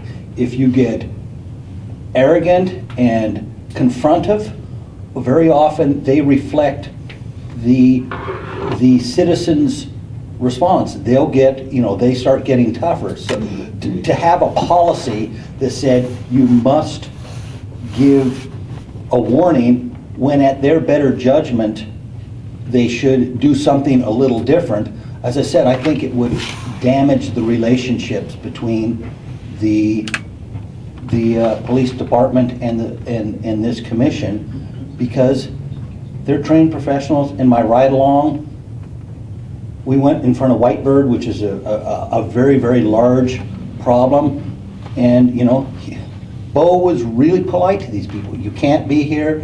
No, we didn't know. I understand you don't know, but you're going to have to leave. I'm going to come back and check on you. And by the way, we came back about an hour later. The same people were there, and so I think they did get a citation. And then Bo said to me, this guy, anyway, these folks were a little scary, but for us to be, anyway, that's my comment. I think it would be arrogant of the police commission to tell the police how to do their job in that particular place. Can I make a clarification on the motion? Certainly, point of information is allowed. Point of information. I said, I suggest that we encourage the department to develop a policy that encourages officers to. No mandating here. Okay, next is Mike. Thank you. I will vote no on the motion because I believe it's unwise. On two fronts. One, for a lot of the things already said by George about tying officers' hands and for the chief in terms of taking a tool out of their toolbox for dealing with things appropriately. Also, because I believe, based on my experience with our officers downtown, and I had office downtown for about 7 years up till last year, so I was around them and what they dealt with on a daily basis. And it's my experience that they're very compassionate folks, depending on how the subject engages them and how they engage the subject. There are folks with different kinds of needs that are at potential for being cited for trespass. There are folks who will not comply, for example, but for different sorts of reasons. The willfully sort of, folks are not as much as those who can't grasp the situation or have mental issues to deal with. There are a number of, well, there's one particular young lady I know about downtown who the officers, who, as the chief mentioned, goes into places and causes great harm and disruption downtown. And one of the things I heard an officer talk about recently was that his ability to deal with that person and now cite for trespass as well as a few other things. It gives them the tool to not just take that person to jail, but also take them to the Johnson unit, which doing so repeatedly gets them in a position to get the kind of help at the state level that they need. I mean, that person needs help. That's really the issue. Where, having to back off of that engagement just limits the capacity for that person to get the help that they need. So I'm not sure that us asking them to be less proactive is the wisest course. Okay. Jim is the first go round, and then we'll start on the second round with Edward, James, Joe, and Claire. Okay. As a former police officer, you said Jim. Oh, hey, I'm gonna jump out there. Hold me back. Oh, okay. I thought I heard James. All right, I'm back. I kind of seem to be going back and forth, whoever makes the last comment, I kind of start leaning their way. Very tough subject, as I think we all understand. I don't think that we're really going to nobody else has come up with a solution yet, and I don't think we're going to be able to either. I do kind of like Jesse's motion, although, are you talking about both first and second degree? Because he didn't really comment on that. And I would definitely go... Criminal trespass 2. Criminal trespass 1 is a whole different category. Though, I think the chief has heard us fairly loud and clear. I don't know that we need something in policy procedure, but I think the chief knows exactly the way that this commission stands. A little divided, but I think we would all all think the police are, well, most of us probably think the police are doing a pretty good job right now in their judgment, and they aren't giving citations to everybody. The way it sounds, for the most part, they are trying to get people to move along and not have to issue the citations, not bring them into the justice system unless they have to. But there are some they're going to need to continue to do, and they're going to have to confront those. And I think I like giving them the option and the ability to use their intelligence and their training to make those decisions. I think is important. I would not like to try in their hands in those situations. So I would like to see them do continue to,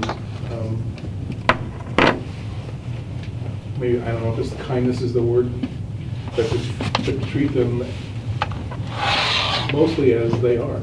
Treat them as people, ask them to move along to do the things that they need to do without issuing a citation. If they need to issue a citation, do it. But I would not like really to bind their hands. But I think the chief has heard us tonight, and I think Lieutenant Clico, is that right? Correct. Has heard us also, but it sounds like that's mostly what they're doing now. Okay, we're on to the second round. Edward, you're first, and then James, Joe, and Claire. So I'm hearing not mandate, but suggestion, all right? Because the people who are stuck either in their minds or financially living on the street, either permanently or temporarily, run such a huge range. You've got the folks that when I was growing up, we just called them the less fortunate members of our community. And we knew them, they were part of the community. They never had a home or a job at the time, but we thought of them as part of the community. And then you've got the folks who are just walking mental health issues that are, they should be getting help that they're not getting. And I'm concerned that we're going to send a direction to police officers that doesn't make much of a distinction between why this particular couple of people is in this doorway an hour after they've been told to move. Is it a family and they've got absolutely nowhere to go?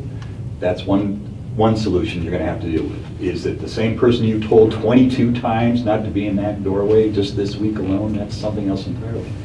I kind of agree. I'm concerned about limiting, or even suggesting that we want to limit, what the officer has to make as a judgment call in that circumstance, given the tremendous array of things that he or she might be up against.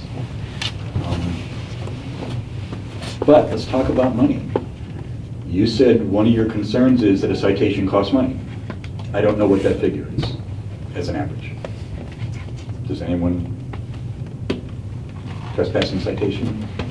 So do we know what we're saving or spending when we talk about this? I don't. So I don't throw that up as an opposition, but I think that's a figure we need to have before we're talking about whether this is a cost savings to the taxpayers. But I also recognize that if we send an officer and a car back to the same doorway and the same two people 8 times in a night, that is using up our resources. So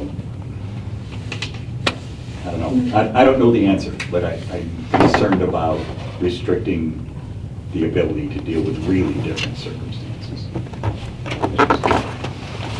Okay, James, Joe, and Claire.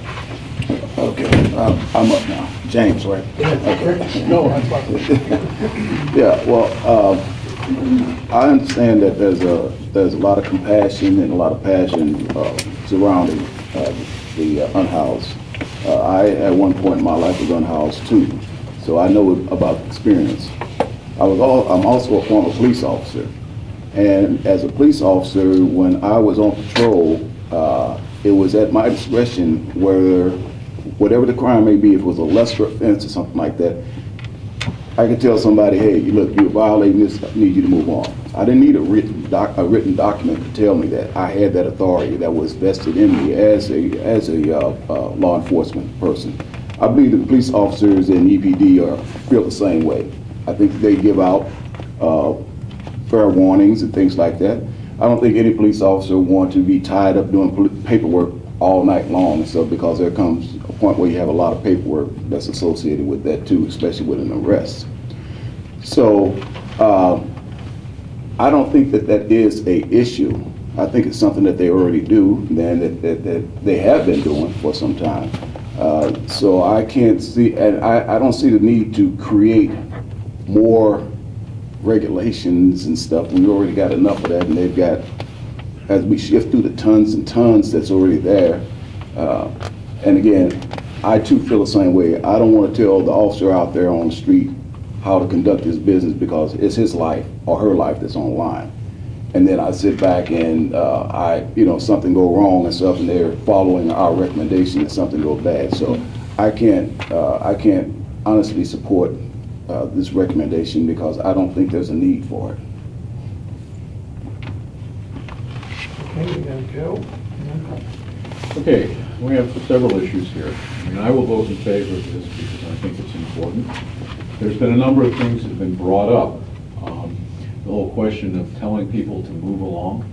The issue with homeless is move along to where? Okay, because immediately you move from one place to another that you can be cited for to yet another place that you can be cited for because they don't have a place to exist.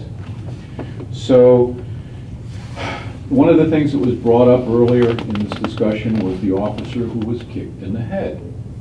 I think that's something this group should review. Okay? What were the circumstances? Because if we're talking about the same case, and I think we are, okay, the folks involved, the police involved with that, were warned, and it was suggested that instead of provoking this situation, that what you do is get somebody to come in and defuse it before, and that wasn't done, and so the event occurred. So we should be looking at that one. The problem is that they don't have any place to go. And how many times do you tell them to move along, give them a ticket, give them a warning, give them a whatever, give them a, move on, get out of here, get up, pack your stuff, leave, go away, don't, before somebody says, excuse me, but F you. Okay. How many rounds does a homeless person have to go through before their attitude gets to the point where they say, I'm not going to cooperate anymore? Okay, we are creating this by not giving them an opportunity for a place to exist. They have nowhere to go. That's my point. Okay, Claire? Just to your comment, Joe, about reviewing the case, I think the police commission is expressly barred from reviewing particular cases. So if that case is to be looked at, it would be the civilian review board that would take that up. So I appreciate the conversation. I appreciate the opposing viewpoints. I seconded the motion because it was a suggestion, not a requirement. And some in this community have characterized this policy as cruel and has characterized our police department as cruel for carrying it out. So in some respects, I think if we had an affirmative policy that said we encourage our officers using their discretion to issue warnings before citations as circumstances dictate, again, using their own discretion, I think that would actually create some greater trust in the community about how we're asking our officers to enforce these laws. It does sound, just your example of the ride-along, he warned them, he left, gave them time to respond to his warning, he came back, they were still there. So that would constitute a warning even under this suggested policy that we're discussing, or this suggested motion. Tamara had asked one of the questions I was going to ask, which was, would a warning be for a particular spot, or would it be for the individual who's continuing to trespass? What are the protocols right now, Chief Kearns, in general for warnings for, say, traffic citations or other violation situations? We leave it to the officer's discretion regarding traffic violations. So there's no written statement anywhere in protocol that clarifies that officers have that discretion? I believe it mentions, we'll have to look at the traffic stop policy, but I'm pretty confident that it mentions that an officer can warn a violator rather than issue them a citation. So I don't know if there's similar language around this part of the code, but my feeling is that what Jesse's motion is speaking to is creating a similar statement around these types of violations and acknowledging that officers have that discretion. We hear that they are using it, and that's good.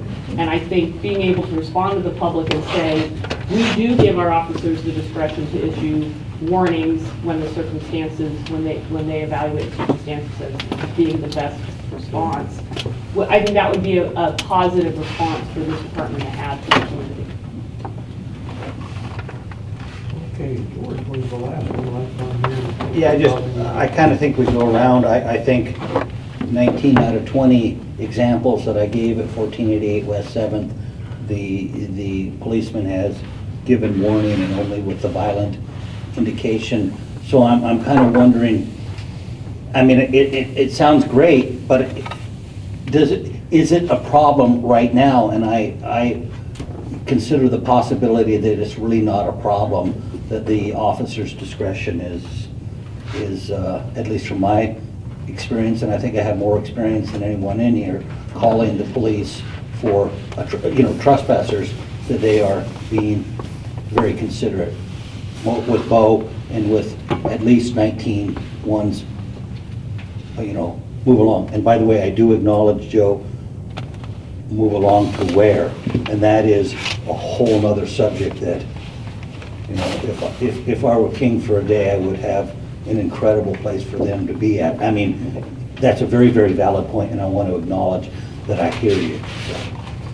Yeah, it comes down to property right owners. I mean, it's a thing. As a property right owner, and by the way, very often when I find them there, after they leave, I come back and personally pick up garbage and personally pick up things, not all the time, but then also I realize, and also pick up poop, but I also realize, when I gotta go, I gotta go, and if I don't have a trash can to put the stuff, what do I do? So I realize it's a really, really complex problem, so I want to acknowledge that also. Okay, we reached the point where we have a good discussion on this motion. I think we're ready for a vote. I'm going to ask the chair will ask that everyone in favor of this motion hold up their hand, and those opposed. Can I have him repeat it again? Yeah, I want it. Because I'd like to hear Claire's additions, and I'd like to hear him incorporate that. Information. I like the Claire. I was going to let the chief come up with the specific language. Can you restate the motion that you have at each part? Ask EPD to alter the trespass policy to encourage officers to give warnings if there was no complaint for criminal trespass and prohibited camping. No, he limited it to criminal trespass 2, was that right? Yeah. Criminal trespass 2 and prohibited camping. Okay, I didn't remember that. Was that in That the was your original second motion? part. Can't figure that out. I can. This is the difference. Let me just between take that public away property and now. private. You want to just limit it to Criminal trespass. I think the discussion gets to all of it. It's the same problem, yeah. Is your second still good? Sure. Okay, so we have the motion and second. I heard something about amendment. Do you have an amendment? Well, just point of clarification, the idea would be that it would be up to the chief to draft the language that spoke to the motion. So it could be my suggestion of lifting the language from the traffic citation policy. Yeah, everything Claire said, clarified what I was thinking much better Do you than I include that in said. your motion? Or would you include that in your motion as friendly amendment? We need to. He asked EPD to alter the trespass policy. You could say, ask EPD to make a recommendation to alter the trespass policy. And it's basically asking the chief to do it. Yeah. In the form of traffic citation policy. I don't know if that has to be included. Well, okay. Are you okay with it?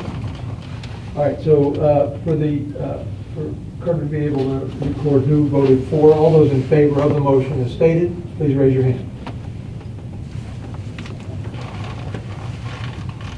Okay.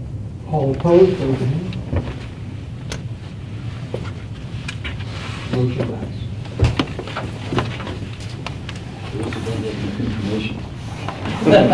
We have one across the record, so Edward, let's see. That was a good one.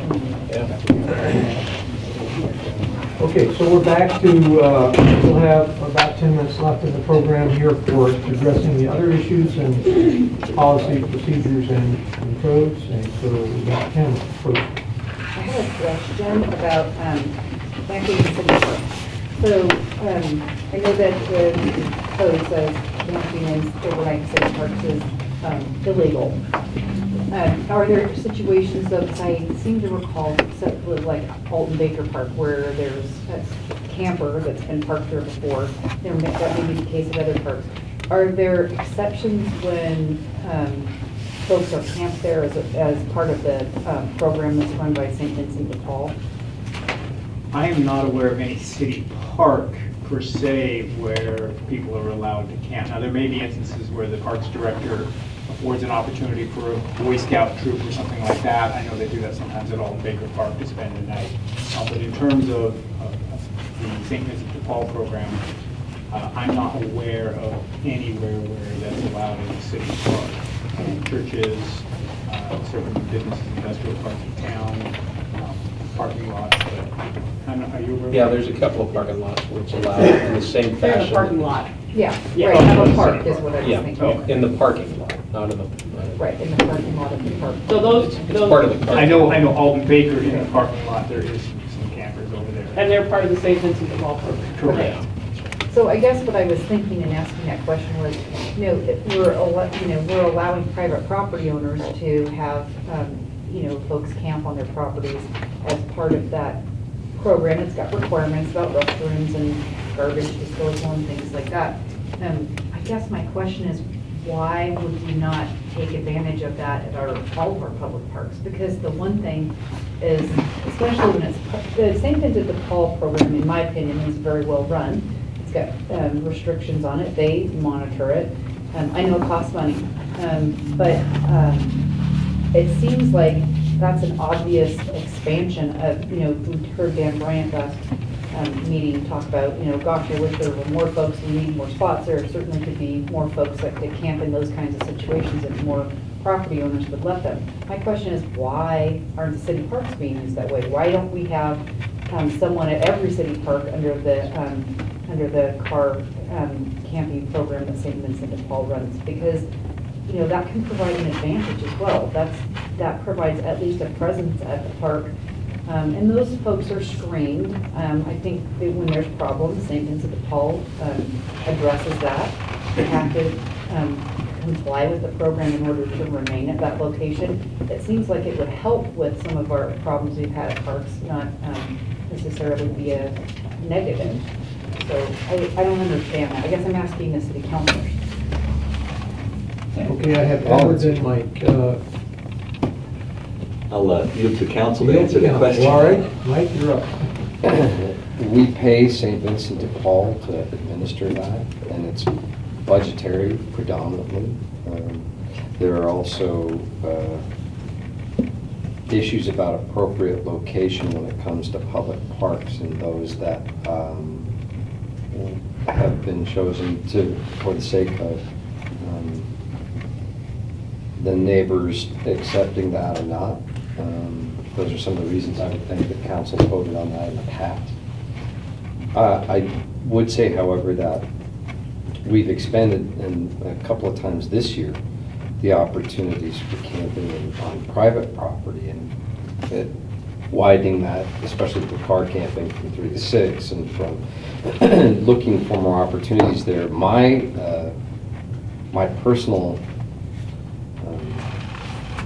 solution that I've been pushing for quite a while at council isn't getting a lot of traction, but it will come back here I think next week or the week after, is for us to expand our role as the harbor of information, kind of a clearinghouse place where folks who have an opportunity of a place on private property for people to camp can come to a specific place at the city and say, hey, I have an opportunity for someone to be here.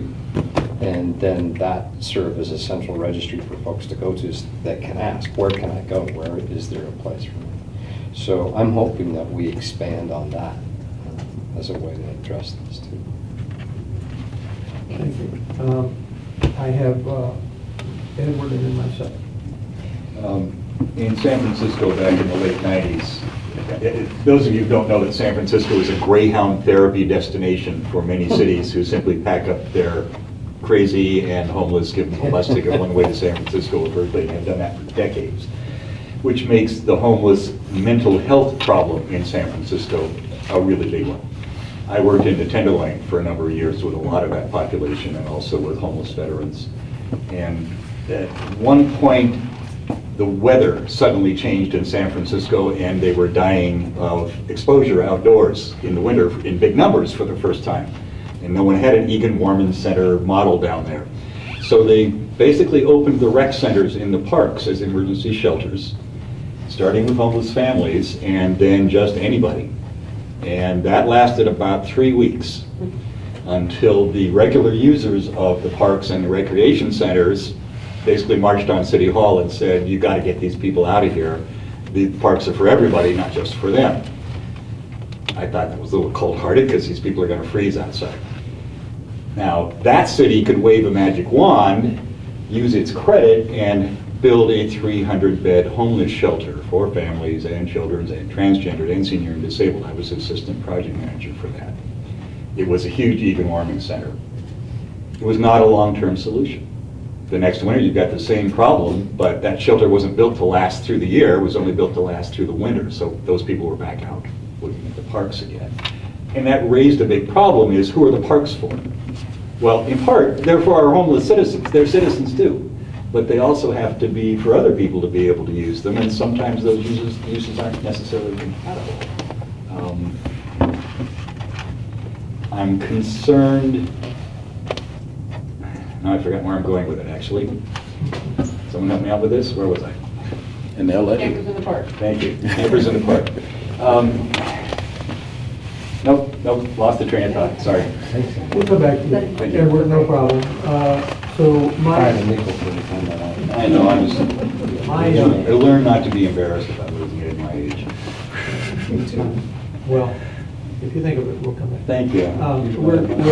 What I'm going to say here is a simple answer to what Tamara asked, and why is it we don't use the parks more to allow people to pull their car up and park. And 2 reasons. The Eugene City Code says it's closed between 11 p.m. and 6 a.m. and no one except law enforcement are permitted on the premises. Now, and the other one is that camping is prohibited at the park. So you've got 2 parts of that code that say you can't do it. That's why we're not doing it. Now, there is a solution for that. It's simple.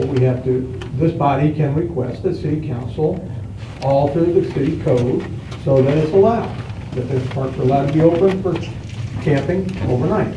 But it's going to require us to request it from them. We don't have the power to change it. And if that motion is in order, I'll take it. If not, then we'll move on. Anybody want to make it? Okay. So sometimes the futility of the circumstances leaves us with a limited amount of things we can do. And that's what I'm seeing a lot of here. The question is, and we've reached the end of our time for this particular item on the agenda, so the question is for the commission, do you want this to appear on next month's agenda? We had it set aside to make some positive motions here and possibly move it on to the next month. If not, we won't carry it over. If you feel we need to, let me know how you feel. Thank you. I'll let Edward go first, and then I'll go ahead. All right. While for a moment he remembers what the heck he was saying. All right, Edward, go ahead. Actually, Joe, it's right into what you were talking about where do they go. There was a time in our culture where there was common land owned by everybody. And that was fenced off gradually until what we have now is there is common land that's owned by everybody, but it's not for everybody to use freely as they wish. It's administered by government. I don't see, other than things like parks or select pieces of private property, where folks are supposed to go or where we could possibly move them. And I don't think it's within the purview of this commission to decide what the parks should do. But it might be within our purview to work in a partnership with police, service agencies, parks, private property owners to actually come up with some solution to where people can go, rather than spending our resources and time moving them. Thank you, that's where I was going. Okay, we got a little bit far afield, so Mike, go ahead. I was just going to say, I appreciate the discussion, and I appreciated this especially around what we just talked about with policy and how officers respond appropriately to this set of folks dealing with this. I would, however, say I wouldn't like to see us repeatedly coming back to the subject and/or trying to find a solution to it, because it's not the appropriate body for that. The appropriate work for us is to reevaluate other policies that the department may need advice on. So that's my 2 cents. Thank you, Mike. James, you were... Yeah, exactly, and that's my position too. You know, this body is not designed to answer that question. We're discussing police interaction and stuff, and police policy and stuff. This is bigger than the police commission, this issue, and we don't have the answers, and we're not designed for that. So I would defer this over to appropriate bodies that is more aligned with this, and perhaps members of the police commission that would like to support those bodies and stuff can do so. But I would think that we need to move on with other things. Thank you, Joe. I think at the moment, this is one of the big issues that is facing this community. And it is part of the charter of this group to make recommendations on larger policy back to the city council. And I think that it is useful for this commission, since I'm going to estimate that several $1 million a year for a number of years has been applied to ticketing the homeless, okay, and getting them to move along. So that becomes a significant portion of the annual police budget. So that makes it a major issue for this particular group to look at. And as I've stated before, I would hope that this group would become a group, hopefully not the only one, to stand up in front of the city council and say, excuse me, the police have been given a war against the homeless that they cannot win, and we recommend that the city change something so that they take the police out of this relationship with this group of people. So I think that in fact, this discussion, in my opinion, is essential for this group to have, and I would like to see us continue it until we get a resolution. Okay, I have Tamara and then Claire, and then we're going to have a motion to extend time if we go beyond the time allotted for this. I respectfully disagree that this is not within the purview of the police commission. It specifically says in our charter, the police commission is to make recommendations to the chief and the police department regarding police policies. It also says we're to make recommendations to the city manager and the city council. So I think it is within the purview of the police commission to have this discussion and to make any recommendations to those bodies that we feel are appropriate under our charter. Even though we didn't reach a point where we had a majority voting for a motion tonight, I still think the discussion that we had with the folks that are at the table here is valuable. The chief heard, even though we didn't have the motion passed, the chief heard what we were talking about. He understands what the flavor of the motion was, even though it didn't pass. We have 2 city councilors sitting at the table when we had the discussion about camping in the park. They're obviously grappling with this issue on a much larger scale, and it's a very complex problem. I don't envy any of the city councilors, their position in trying to find solutions to this problem, because they're not easy to find. So I just don't want folks to think that we shouldn't be talking about this. If people feel that there is a resource recommendation or a policy recommendation, I think that we should be having that discussion at this meeting. Thanks. Thank you. Claire? Thanks. I really appreciate the conversation, and I really appreciate the panel that you put together and the level of attention that this body is giving this issue. It is right in the forefront of what the community is concerned with, particularly with winter approaching. I feel like, though this body can't drive the discussion, that we might need to be more in a responsive posture, so that while the council figures out what we're going to do to go forward, if we see policy conflicting with what council is trying to accomplish, then maybe that's the place to come back with some specific policy recommendations. So I guess what I'm suggesting is that I don't know that would be a lot of value in having a continued conversation at the next police commission meeting, but that wouldn't mean that we should take it completely off the agenda and check it off as work plan done. So I'm not sure exactly, it's hard to know what the timing would be in terms of bringing it back around, but perhaps it can be tabled if we want to, do the formal Robert's Rules of Order, to be brought back at a timely point to respond to something else that's happening out in the community. A motion to table indefinitely would be a good motion. Okay. That's permitted. So moved. Second. Seconded. All right, we have a motion made by Claire and seconded by Mike to table indefinitely the topic on the agenda. All in favor of that motion, say aye. Aye. All opposed?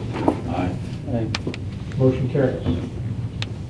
Moving into the next item on the agenda, we have the chief's report and we have questions for the chief. So there's a chance. Well, I know you came here, but I have one thing I'd like to say.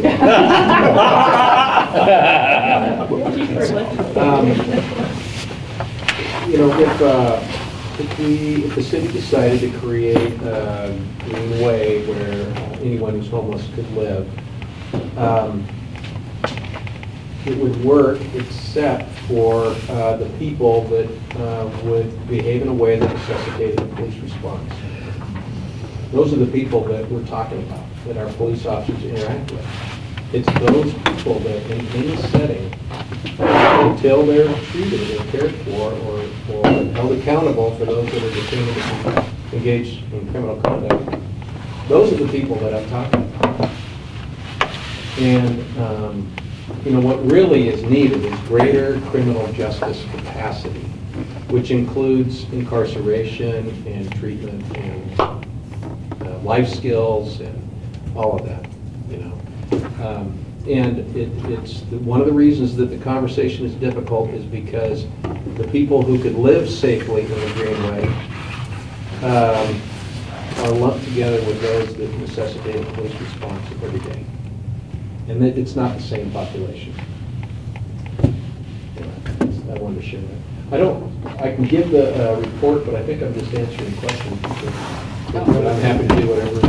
Try to make things more expedient by providing the report to the commissioners before the meeting so they could not have them hung on at the last minute and have some questions for you.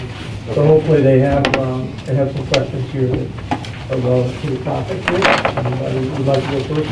Relevant questions. Now you gotta go back and reread it, don't you?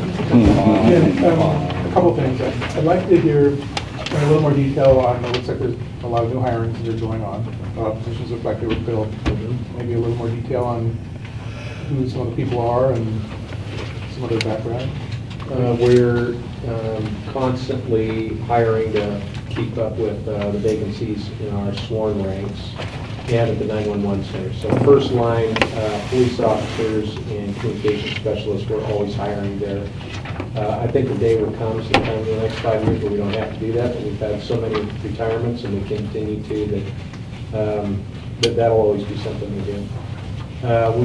We had a sergeant's process recently. 5 people are eligible for promotion. We did a background performance review on the top 2 contenders, and today I gave them a job offer, and so they'll be new sergeants. We have 4 lieutenant vacancies, I believe a total of 11 people, is that right? 10 or 11 people applied for the position of lieutenant. I cannot remember ever where there was ever a time when we've had that many people apply for it. It's pretty reassuring. There are so many competent people that want to be managers here. And then sometime in the next few months, we'll initiate a search for another captain. That's where we are. We have 1 captain's vacancy. And right now, we're considering whether or not to have somebody AIC as captain again, or to try running with just 3 divisions, 2 captains and one tech services manager for the next 6 to 12 months, and I'm inclined to go with 3 division managers, and it'll stretch the organization in ways that I think will be helpful. It'll be difficult, and if it doesn't work out, we should know pretty quickly, and we can easily AIC somebody again. And the other question was, on page 57 in the package, there was, it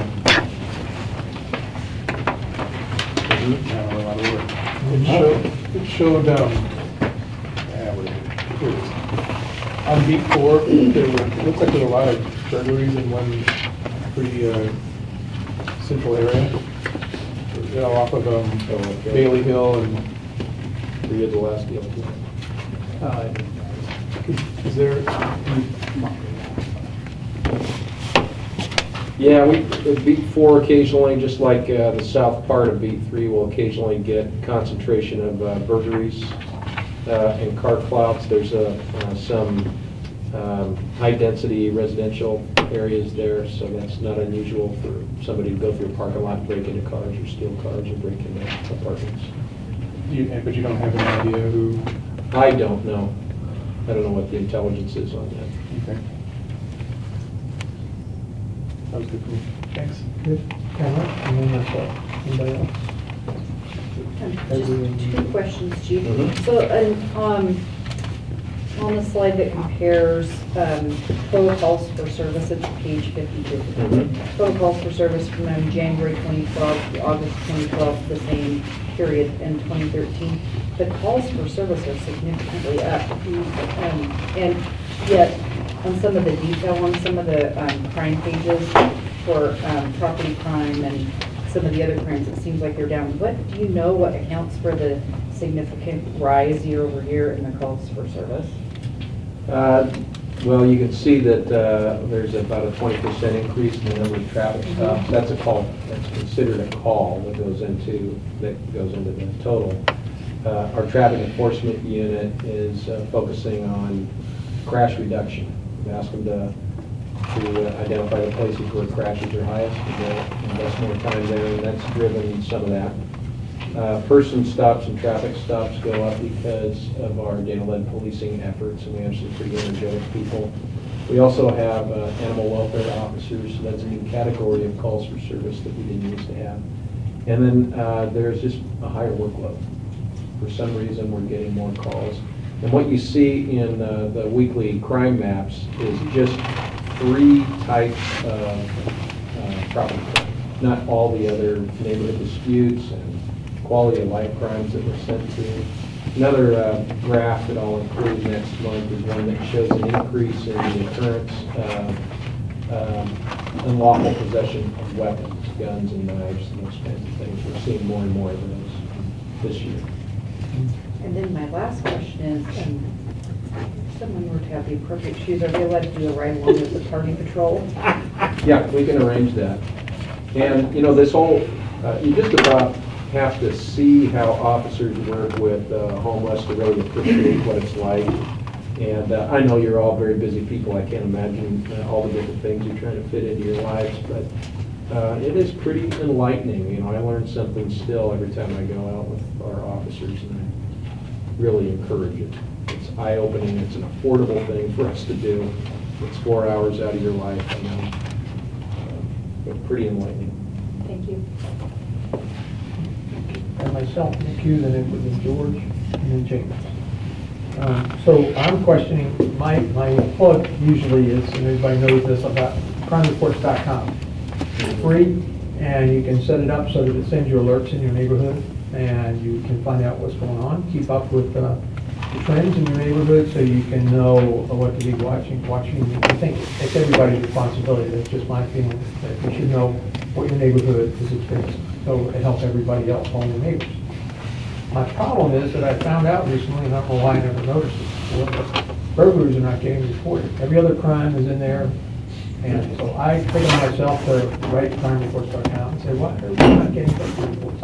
And their response was that Mr. Eugene has chosen not to report that crime to crimereports.com. So what I've been able to determine so far, it seems to be some sort of data glitch. The reports are not getting to them.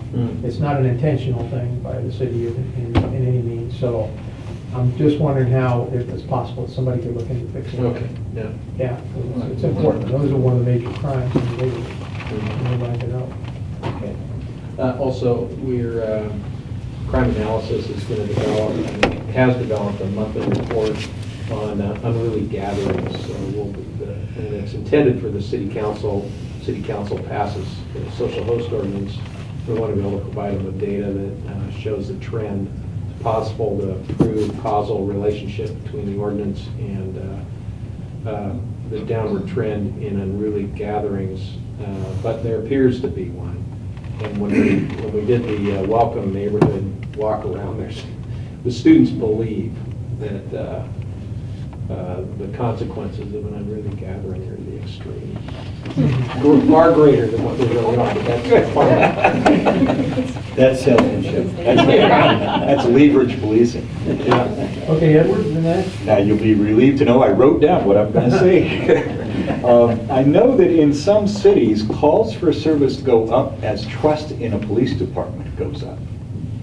As the number of people in the population who don't believe that anything good will come from calling the cops goes down, more people are actually willing to call. And sometimes about piddly little things they've been ignoring for years, which will also drive their stats up. But I don't know if we can correlate that. I just know that happens in places. We'll just assume that's the case. Yes, okay, that's fine with me. In your recruiting, and especially at the captain level and above, do you find it difficult to get a good institutional fit with people coming from other cities and departments to the Eugene way? We've had some pretty impressive people apply. But it's true, some just wouldn't quite be the right fit. Some, their backgrounds aren't exactly what they appear to be in the application. And some come from recent controversy where it's difficult to know the culpability of the Who said what to who. candidate. Yeah, and that's sort of what we've run into the last few times. Thank you. Okay. George? And this may not be on subject, but how are the in-car video systems going in? Oops, sorry. No, we have to have the expert.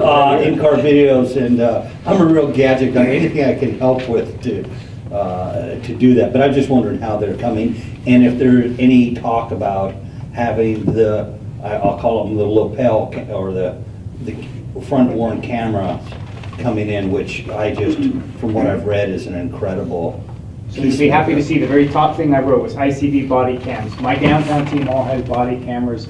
They love them. They are really amazing pieces of technology that have gone so far in helping us both capture evidence of criminal activity and many times exonerate our officers and sometimes implicate them and help as a training aid if they've made mistakes. I can tell you that the in-car video program we've been associated with for a couple of years has been one of my great frustrations. But we recently, there was a decision made a little over a couple of years ago to go away from the monitor that comes with the Coban unit and to integrate it through our MDC. It was a cost savings measure. It was also MDC is our computer inside our car. Okay. It was both a cost savings idea, and we were assured that the integration would work. But what we found was we were having to do a lot of little workarounds to make the system work. Long story short, it didn't work, and officers are frustrated. Believe it or not, while there was some trepidation initially from officers about going to in-car video, they love it and they want it. It makes their job easier. Like I said, many times it proves that the actions that they did were correct. And again, it's also a really good training aid. We have purchased all new monitors. We began reinstalling them in the car, and what we found is that the product is working exponentially better. So cameras are not monitor. You mean cameras? I'm talking. No, the cameras have never been the problem. The problem has been with the integration of the system, the Coban system, with the Motorola MW870 monitors that are our computers in the car. And now that we have purchased the monitors that actually go with the Coban in-car video system, and we're not integrating them through the Motorola product, we're finding a much higher rate of success with those. So I think what you're going to see is the issue of officers not having in-car video is going to become a much smaller problem. Thank you very kindly. James?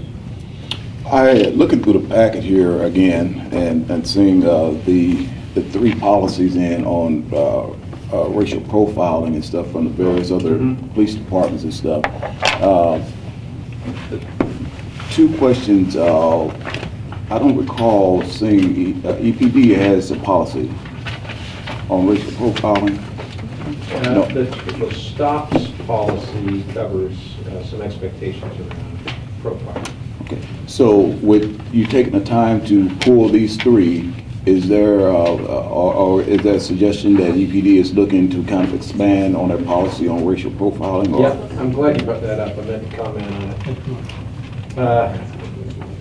Our department has been committed for quite a number of years to establish a STOPS data collection program of some kind.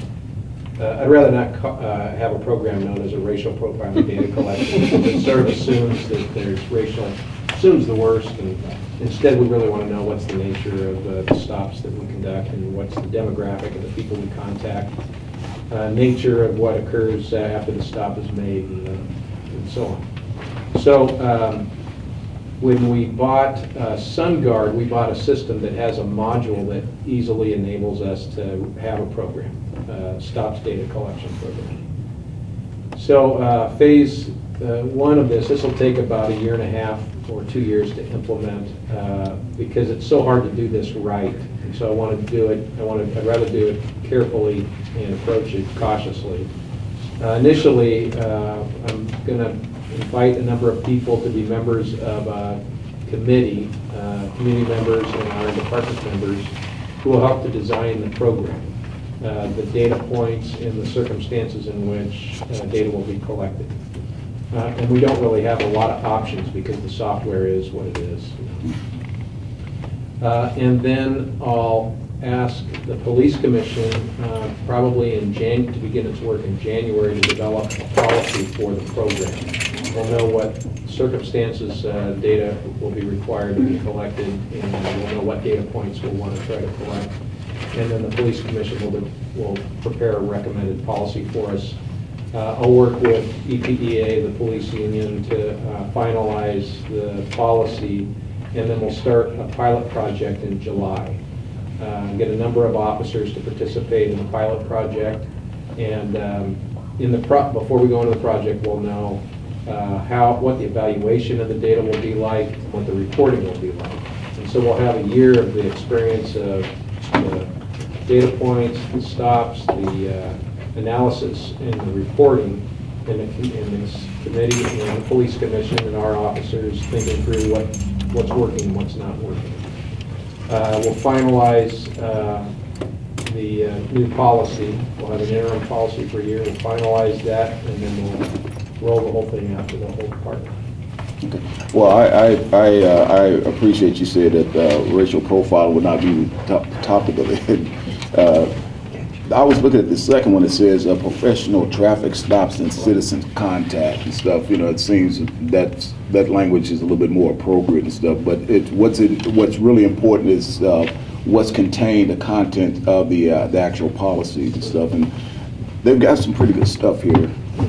But you know, I'm glad to see that it's moving in that direction, and you know, I think that it's going to work out. It's something that I'm working on and wearing my hat as far as the chair of the OCBA and stuff with the legislators and stuff on the state level, trying to make sure that we address these issues and things like that. So I don't know if you had any kind of feedback from the state with regards to legislative actions that deal with this subject.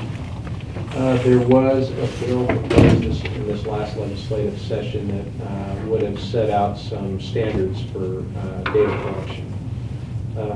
But it didn't pass. I mean, I don't know that there's anything under consideration for the next session. There is the governor's Law Enforcement Contacts Commission, which I participate with, and they have standards, guidelines for data collection. And then the Department of Justice also has a report which sets out recommendations for certain guidelines and policies. Captain Camcar is going to lead this whole effort, and he'll chair the committee that we put together. Carter will staff it, and we'll keep you all apprised. And I'm asking for recommendations of people that you think would be good on this committee. So if you have names of people you think would be good, I've decided to not include members of the police commission, though, because you'll be handling the policy anyway. And I just want to expand the population of people who participate in helping the police department think through stuff like this. Thank you. So if you have names, please email me. Okay, George, you have. I just have one other question on that, because the in-car video is a hot topic at CRB. What percentage of the cars have them now? Is that going to increase to 100%? We just, in the Citizens Review Board, really enjoy having that. Yeah, we have about 65 units. That outfits our entire patrol fleet and our supervisor vehicles, and then there's some swap vehicles that have them.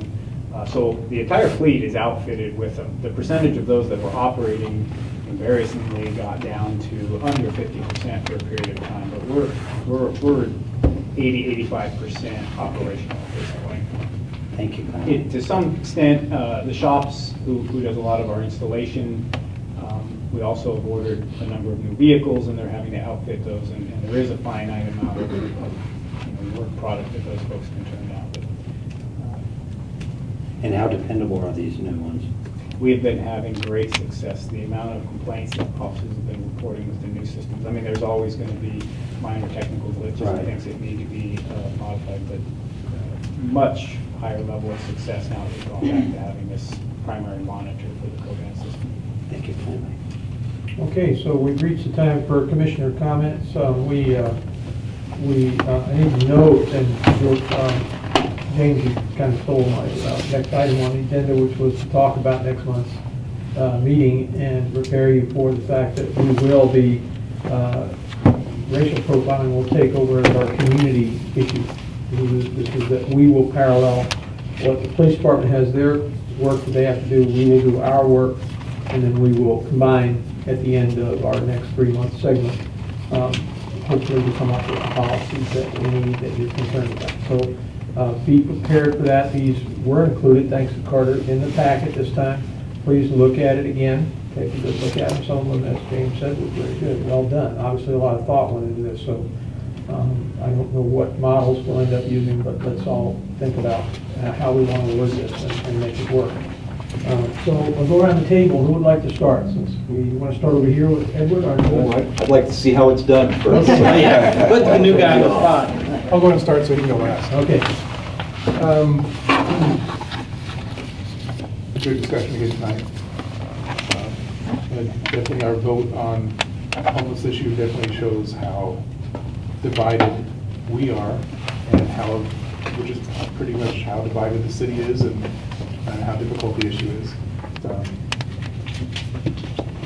I was also disappointed that the Citizens Police Academy was canceled for this year. I know it was something that my wife and I very much enjoyed, and I think there's usually about 20 people and 20 citizens involved in that each year, and I think it creates 20 applicants for the police department.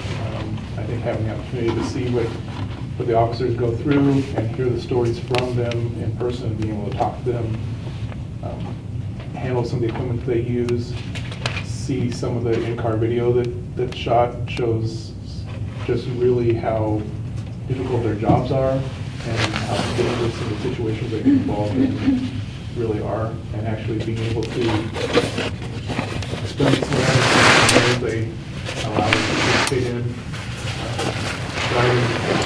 Driving out near the airport was probably the favorite for all of us. Shooting was great. Even my wife has never shot a gun before. She thoroughly enjoyed that. But I just think I would love this, if at all possible, for even the city council can, in the future, I know money to me was very, very valuable. I know this body would probably be very valuable for anybody to be able to go through that. I did like Tamara's idea on the hot chocolate. I thought that was great. That's a good idea. And ride-alongs also, I know I've only been on one, so I've been kind of remiss on my duties there too, but it's something I'll never forget. It was very, very valuable and a good way to meet at least one officer and some of the others that we've worked with, including running into a homeless situation and a domestic abuse situation, through the hot topics that we've gone through, all on the same night. It was very, very informative, very, very helpful for me. So both Citizens Police Academy and Ride-alongs, I gotta tell you, have really, really helped me make decisions here at the table. Mike? Good night, everyone. Thank you, Mike. Mike has been a man of few words today, period. I'm so very rarely accused of that. I think this is the first, isn't it? Well, I won't hold up, since Mike really cut his short, then it means that I will keep mine short too. What I'd like, again, as far as National Night Out and stuff, I mean, that used to be a big to-do around here, and it's dwindled down to practically nothing and stuff, at my HOA and stuff, then we run that every year and stuff, they're always looking for it, so this time we just got a few handouts for, so I would ask, a little bit more kind of see how that we can kind of up that up, a little bit, a little police involvement, because that's what's being promoted, security, safety, first responders and stuff, and people look forward to having them come out, so that's a good PR thing for the PD and also for the fire department as well. I appreciate this body. I was ready to vote against my own motion tonight. It happens all the time. Back and forth. And I do want to say, I've talked to several homeless people now who would just like to be able to set up a camp where it's self-governing, where they can keep the punks out, keep the criminals out, like a 50 and over kind of thing. They don't want the crime in there. Just let us have our small group and we'll watch each other's stuff. And I do have a ride-along scheduled for next Friday night in the 911 Center I'm looking forward to. All right. I really, by the way, when I first, I gotta be straight here. When I first came to this commission, I was kind of warned a little bit. And to me, I thought it was pretty dysfunctional. And I gotta say, I'm a really proud member, and I really, really appreciate the diversity of this. I mean, Joe, you bring great things to the table. Jesse, you bring great things to the table. Mike didn't bring much to this. Understand, he's turning 50 tomorrow. He's getting old. No, a week from tomorrow. Oh, a week from tomorrow, excuse me. I'm sorry. Too But soon, anyway, brother. I really, really appreciate each and everybody's input. And Claire, thank you very much. I kind of corrected on grilling and barbecuing, and she said, so we're going to have a police commission grilling. It just doesn't sound like barbecue is better to use. Barbecuing us better than grilling us? Yeah, the police are going to get together for a grilling. No, it's got to be a barbecue. It's, yeah, so thank you on that. And thank you all for that, for everything. And thanks for your, the CRB will be real happy to hear that, because they whine about it a lot. So do my officers. Yeah, yeah, yeah. And I got a video I need to show you that happened 2 days before you go tonight. What George said, really. That's exactly what I wanted to say tonight, was I thank you for the discourse. I know we don't always resolve what we set out to do, but we try. And I mean, in the attempt, everything is civil, and we all try to work out and respect each other. And that's what I like about the process, is what works. Through the interaction of each other, we'll get something out of it, hopefully. And this is not over yet. We still have other things to look at. So let's hope we can come up with something good. Thank you for participating. Hi, Bill. So I really appreciate the discussion too. I always feel that the discussion is the important thing in this work. It's sometimes the outcome and sometimes it's the discussion that's important. And I almost voted for your motion, Jesse. So I understand what you're saying about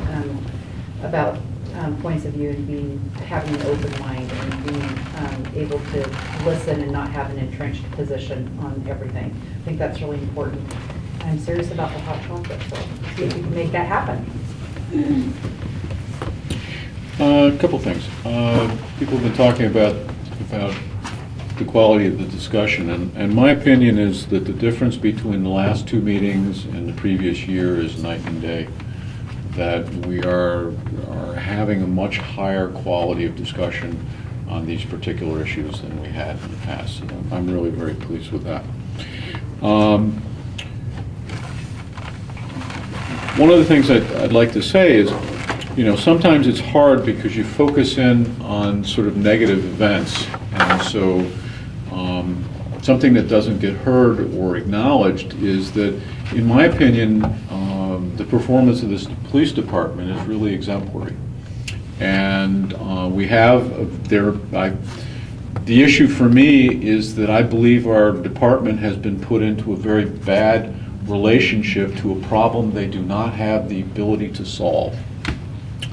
And so that comes down to, oftentimes it's small, it's a few situations here and there that can go either way. And you wind up focusing on the ones that maybe didn't go quite as well as they might have gone. But those are learning experiences, and it's not by focusing on them, it's not to criticize the department, but to say, you guys are doing pretty good, and but there's room for improvement. And so I just sort of wanted to leave it on that, and it's good to be here. Thank you. Yeah, again, I really appreciate the discussion and the conversation, and part of seconding the motion is to elicit that discussion and have us, do our due diligence as we think through these tough issues. I think the hot chocolate idea is a great one, and perhaps we can organize something in December to do that. And I had said on the break, I was thinking, how do we cover all the shifts? But if we were all able, or most of us are able to volunteer, we could cover the shifts as well. So I look forward to making that plan. And then I just wanted to share, I was part of a ACLU of Oregon Lane County chapter civil conversation last night, and Gene Stacy and I were kind of the instigators of a conversation that then involved the folks who came to attend. And I just wanted to share that Gene Stacy, she's one of the leaders of the SLEEPS advocacy group, and she particularly mentioned Lieutenant Klinko's work with SLEEPS and highly praised your work and your interactions with them, and really feels like you are just a fine example of an EPD officer, and really, really appreciates the work that you've done with them. So I wanted to pass that along and share that with this commission. I like to hear stuff like that. I just want to say, again, thank you for the welcome. Thank you for your patience with my senior moments. I turned 63 last week, and I imagine there'll be more rather than less as we go by. It is a little early for me to be saying what the purview of this commission is. I was trying to say I didn't think we should be telling parks what to do, that's all. I really heard some great discussion here. I had no idea what I was going to expect getting here, or really, I looked some of you up online when I saw who I'd be serving with, because I don't know anything more about you. And I'm just really, I'm encouraged. I think this is a very good group. I think there's some very sharp people here with good intention. That's not always the case in advisory bodies, so congratulate yourselves.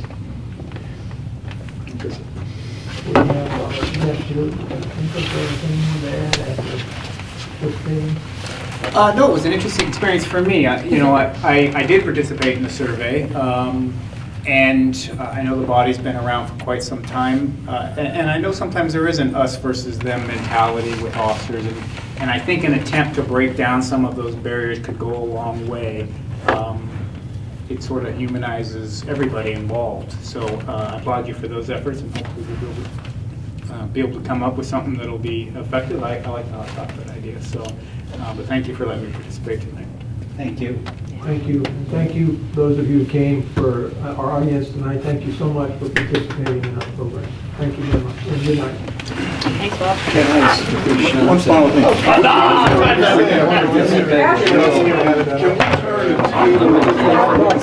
Yeah, I thought so. think we got a little schnapps for that hot chocolate. They're going off duty. That's what I said. I did say that. I did say that. Thank you very much. I'm having a hard time imagining that I'm 50 because I don't feel any different than I did when I was 28. Good time. Catch up with you. Just look at it like this, you just had more